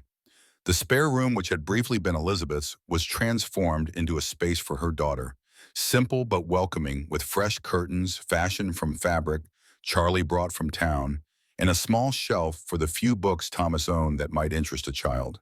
These domestic activities occupied Elizabeth's hands, while her mind processed the momentous changes of the past week. From captive at the Wade's mercy, to mistress of her own home, from friendless widow, to respected wife, from powerless victim, to woman who had defended herself, and those she cared for, the transformation seemed almost too profound to grasp fully. Thomas observed her quiet industry with growing admiration. The resilience that had first impressed him when he found her tied to the rock continued to reveal itself in new ways, not just in crisis, but in the quiet determination with which she rebuilt her life from scattered pieces. On the evening Luke was expected to return, with Sophie, Elizabeth found Thomas sitting on the porch, his injured arm supported in a sling, but his color good and his eyes clear. "You should be resting," she chided, gently settling beside him on the bench. "I've rested enough," he replied with a hint of stubbornness. "Besides, I want to be here when Sophie arrives." Elizabeth smiled, touched by his consideration. "She'll be delighted to see you up and about. She's grown quite attached to you in a very short time." "The feeling is mutual," Thomas admitted. "She's a remarkable child, perceptive beyond her years." "Yes," Elizabeth's expression softened with maternal pride. "Sometimes too perceptive for her own good. She sees things other people miss. Like a former doctor hiding from his calling," Thomas suggested with unexpected self-awareness. Elizabeth glanced at him, surprised by the reference to Sophie's earlier observation about his abandoned profession. "Are you considering her suggestion, then, about returning to medicine?" Thomas was quiet for a moment, his gaze directed toward the distant hills where the setting sun painted the landscape in shades of gold and crimson. "I've been thinking about it," he admitted finally. "Not a full practice, perhaps, but there's no doctor within 30 miles of here. People suffer for lack of basic medical care." "You could help them," Elizabeth said softly, "if you wanted to." "If I trusted myself to help them," Thomas corrected. "That's been the obstacle all along. Not lack of skill or knowledge, but lack of faith in my own abilities." Elizabeth considered this carefully. "What would restore that faith, Thomas?" He turned to look at her directly, his expression thoughtful. "Perhaps it's already beginning to be restored. When I tended your sunburn that first day when you helped me stitch my own wound." He paused, searching for the right words. "In those moments, I remembered what it felt like. To heal rather than harm. To mend rather than destroy. The simple confession moved Elizabeth deeply. She understood what it cost this private man to articulate such vulnerability. Then perhaps that's our next chapter, she suggested. The ranch and a small medical practice. Enough to serve the needs of the surrounding farms without overwhelming you. Our next chapter, Thomas repeated, a note of wonder in his voice. Yes, I'd like that. The sound of approaching horses interrupted their conversation, Luke Johnson returning with Sophie right on schedule. Elizabeth rose immediately, her heart quickening at the prospect of reuniting with her daughter after their brief but significant separation. Thomas stood as well, wincing slightly as the movement jarred his injured shoulder, but determined to properly welcome the child who had in her own way brought him back to life as surely as he had rescued her mother from death. Sophie's excited voice reached them before the riders came into view. Is that it? Is that home, Mr. Luke? That's it, Miss Sophie, Luke's deeper voice replied. Foster Ranch, just as we left it. They appeared around the bend in the road, Luke on his bay gelding, Sophie perched in front of him, her golden hair flying loose in the evening breeze. At the sight of Elizabeth and Thomas waiting on the porch, the girl's face lit with joy. Mama, Mr. Foster, she called, waving frantically. Luke brought the horse to a halt in the yard, lifting Sophie down with careful hands. The moment her feet touched the ground, she ran toward the porch, practically flying up the steps into her mother's embrace. Oh, my sweet girl, Elizabeth murmured, holding her daughter close. I've missed you so. I missed you too, Mama. Sophie replied, her words muffled against Elizabeth's dress. But Miss Miller was very kind, and she had a cat almost as nice as Copper. Elizabeth laughed, the sound light and free in a way Thomas had never heard before. I'm glad you were comfortable, darling. Sophie pulled back slightly, her expression growing serious as she noticed Thomas's sling. You're hurt, she said, concern furrowing her small brow. Just a scratch, Thomas assured her with gentle understatement. Nothing that won't heal. Sophie studied him carefully as if assessing the truth of his claim, then nodded with childlike gravity. Good. I was worried when Mr. Luke said there was trouble. The trouble is over now, Elizabeth told her, smoothing her daughter's windblown hair. Completely over. We're safe here. Because of you and Mr. Foster, Sophie stated with simple certainty. Then, with the direct perception that continually surprised the adults around her, she asked, Is Mr. Foster my father now? Mr. Luke said you got married. Elizabeth exchanged a glance with Thomas, caught off guard by the blunt question, despite having anticipated something similar. Yes, sweetheart, Thomas and I are married, but that doesn't mean you must think of him as your father unless you wish to. Sophie considered this seriously, her gaze moving between the adults. I think I'd like to, she decided. My real papa wasn't very nice, even before Uncle Jeremiah hurt him. But Mr. Foster is kind and he saved us and he has horses. The childish logic of this reasoning that kindness, heroism, and possession of horses constituted suitable paternal qualifications brought a smile to Thomas's face. I would be honored, Sophie, he said solemnly, though you may call me whatever makes you comfortable. Sophie nodded, apparently satisfied with this arrangement. Her attention shifted quickly, as children's often does. Where's Copper? Did he miss me? Can I see him now? He's in the barn with his mother, Thomas told her. And yes, I believe he missed you terribly. He's been quite forlorn without his favorite person. Sophie beamed at this news. May I go to him, Mama? Of course, sweet girl, Elizabeth agreed, but stay in the barnyard where we can see you. As Sophie dashed off toward the barn, Luke approached the porch leading his tired horse. Journey went smoothly, he reported. Charlie's sister sends her regards and says the girl was a perfect guest. Thank you, Luke, Elizabeth said warmly, for everything you have done for us. We're deeply grateful. The young man ducked his head, unused to such direct appreciation. Just being neighborly, Mrs. Foster. Dad always said that's what separates civilization from barbarism, out here folks helping each other when it counts. Your father was a wise man, Thomas observed, and raised a son to be proud of. Luke flushed at the praise from a man he clearly admired. I should get this horse settled and head home before dark, unless you need anything else. Go home and rest, Thomas instructed. You've done more than enough. After Luke had departed, Thomas and Elizabeth remained on the porch watching Sophie reunite joyfully with Copper in the barnyard. The girls' laughter floated back to them on the evening breeze, a sound of pure, uncomplicated happiness that seemed to heal something in both adults simply by existing. She adapts quickly, Thomas observed. Children do, I suppose. Yes, Elizabeth agreed, though she'll have questions in time. About what happened with Jeremiah, about Robert's death, about her place in this new arrangement. We'll answer them honestly, Thomas said. As honestly as her age allows. She deserves that much. Elizabeth nodded, appreciating his approach. Yes, she does. As dusk deepened into true night, they called Sophie in for supper, a simple meal. Elizabeth had prepared earlier, anticipating their reunion. The three of them sat at the kitchen table, the domesticity of the scene striking in its ordinariness after the extraordinary events that had brought them together. Sophie chattered happily about her brief adventure in Helena, the big houses, the many people, the store with candy in glass jars, while Thomas and Elizabeth exchanged occasional glances over her head, each reading in the other's eyes a shared amazement at the unlikely family they had suddenly become. After supper, as Elizabeth helped Sophie prepare for bed in her new room, the girl grew quieter, more thoughtful. Mama, she said as Elizabeth brushed her hair, is Uncle Jeremiah really gone? Forever and ever? Elizabeth's hands stilled momentarily, then resumed their gentle strokes. Yes, sweetheart, he can't hurt us anymore.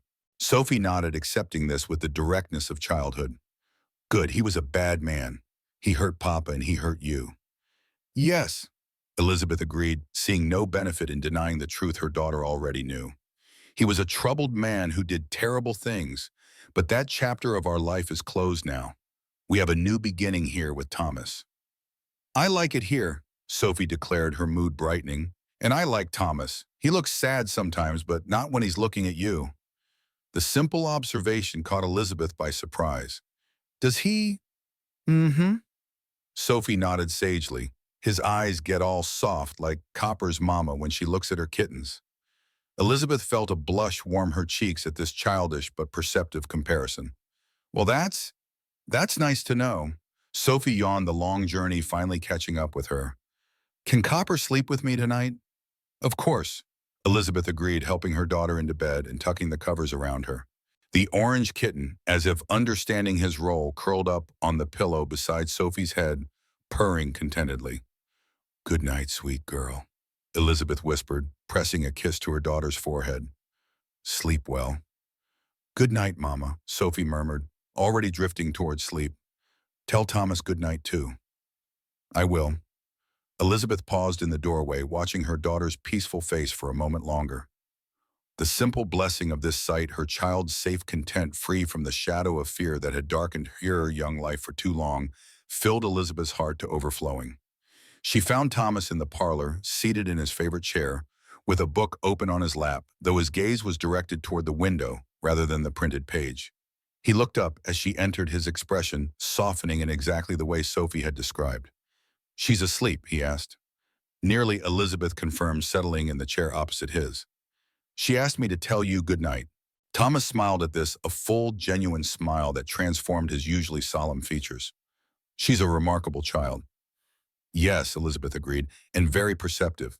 She said you look less sad when you look at me. Thomas's smile faded into something more complex, not unhappiness, but a vulnerability he rarely allowed himself to show. She's right, he admitted quietly. You bring light to places that have been dark for a very long time, Elizabeth. The simple sincerity of his words touched her deeply. This was not a man given to poetic declarations or grand gestures, but when he spoke from the heart, the impact was all the more powerful for its rarity. As do you, Thomas, she replied softly, for both of us. A comfortable silence settled between them, filled with unspoken understanding. Outside, the vast Montana sky spread above the ranch, stars scattered like diamonds across its velvet expanse. Within these walls, something new had taken root, a family formed not from obligation or convention, but from choice, respect, and the quiet courage to begin again. Come sit with me, Thomas asked, gesturing to the space beside his chair. Elizabeth moved to join him, their hands finding each other naturally in the gathering darkness. No words were needed in this moment of shared peace, the first of many such moments they would create together in the years to come. The wildflowers Elizabeth had planted beside the barn began to bloom as summer waned into autumn. Purple, yellow, and white blossoms nodded in the cooling breezes, their resilient beauty a testament to life's persistence, even in harsh conditions. Thomas watched from the corral as Elizabeth and Sophie knelt among the flowers, carefully gathering seeds to preserve for next year's planting. The sight of them together, heads bent in shared purpose. Sophie's golden hair, nearly matching her mother's darker blonde, created a warmth in his chest that had nothing to do with the afternoon sun. 3 months had passed since the day he had found Elizabeth tied to a rock by the river, 3 months of healing, adjustment, and gradually deepening bonds. The ranch had transformed in that time, not just physically with the small improvements Elizabeth had instituted, but in its very essence. What had once been merely a place of residence, a shelter against the elements and solitude, had become a home filled with voices and laughter, and the thousand small comforts that arise from shared lives. His shoulder had healed cleanly thanks to Elizabeth's careful nursing. The town had gradually accepted their unusual union, helped along by Charlie Miller's steadfast support and the sheriff's clear ruling on Jeremiah Wade's death. Even Pastor Phillips had moderated his initial disapproval, especially after Thomas began offering limited medical services to the community, setting bones, treating fevers, delivering babies when the need arose. The mom.